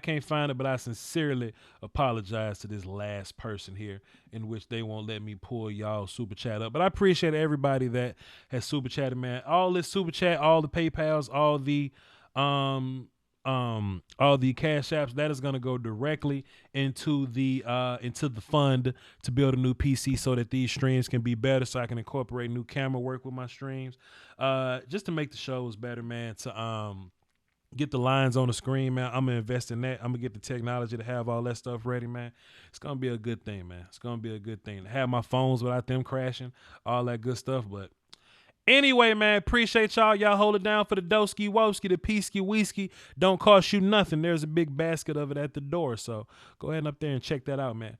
Somebody asking me what minute did I talk Giants. It's an ABC order. So if I'm talking New York Nets, if I'm talking New York Jets, then the Giants pick is before that. All right. Peace, y'all.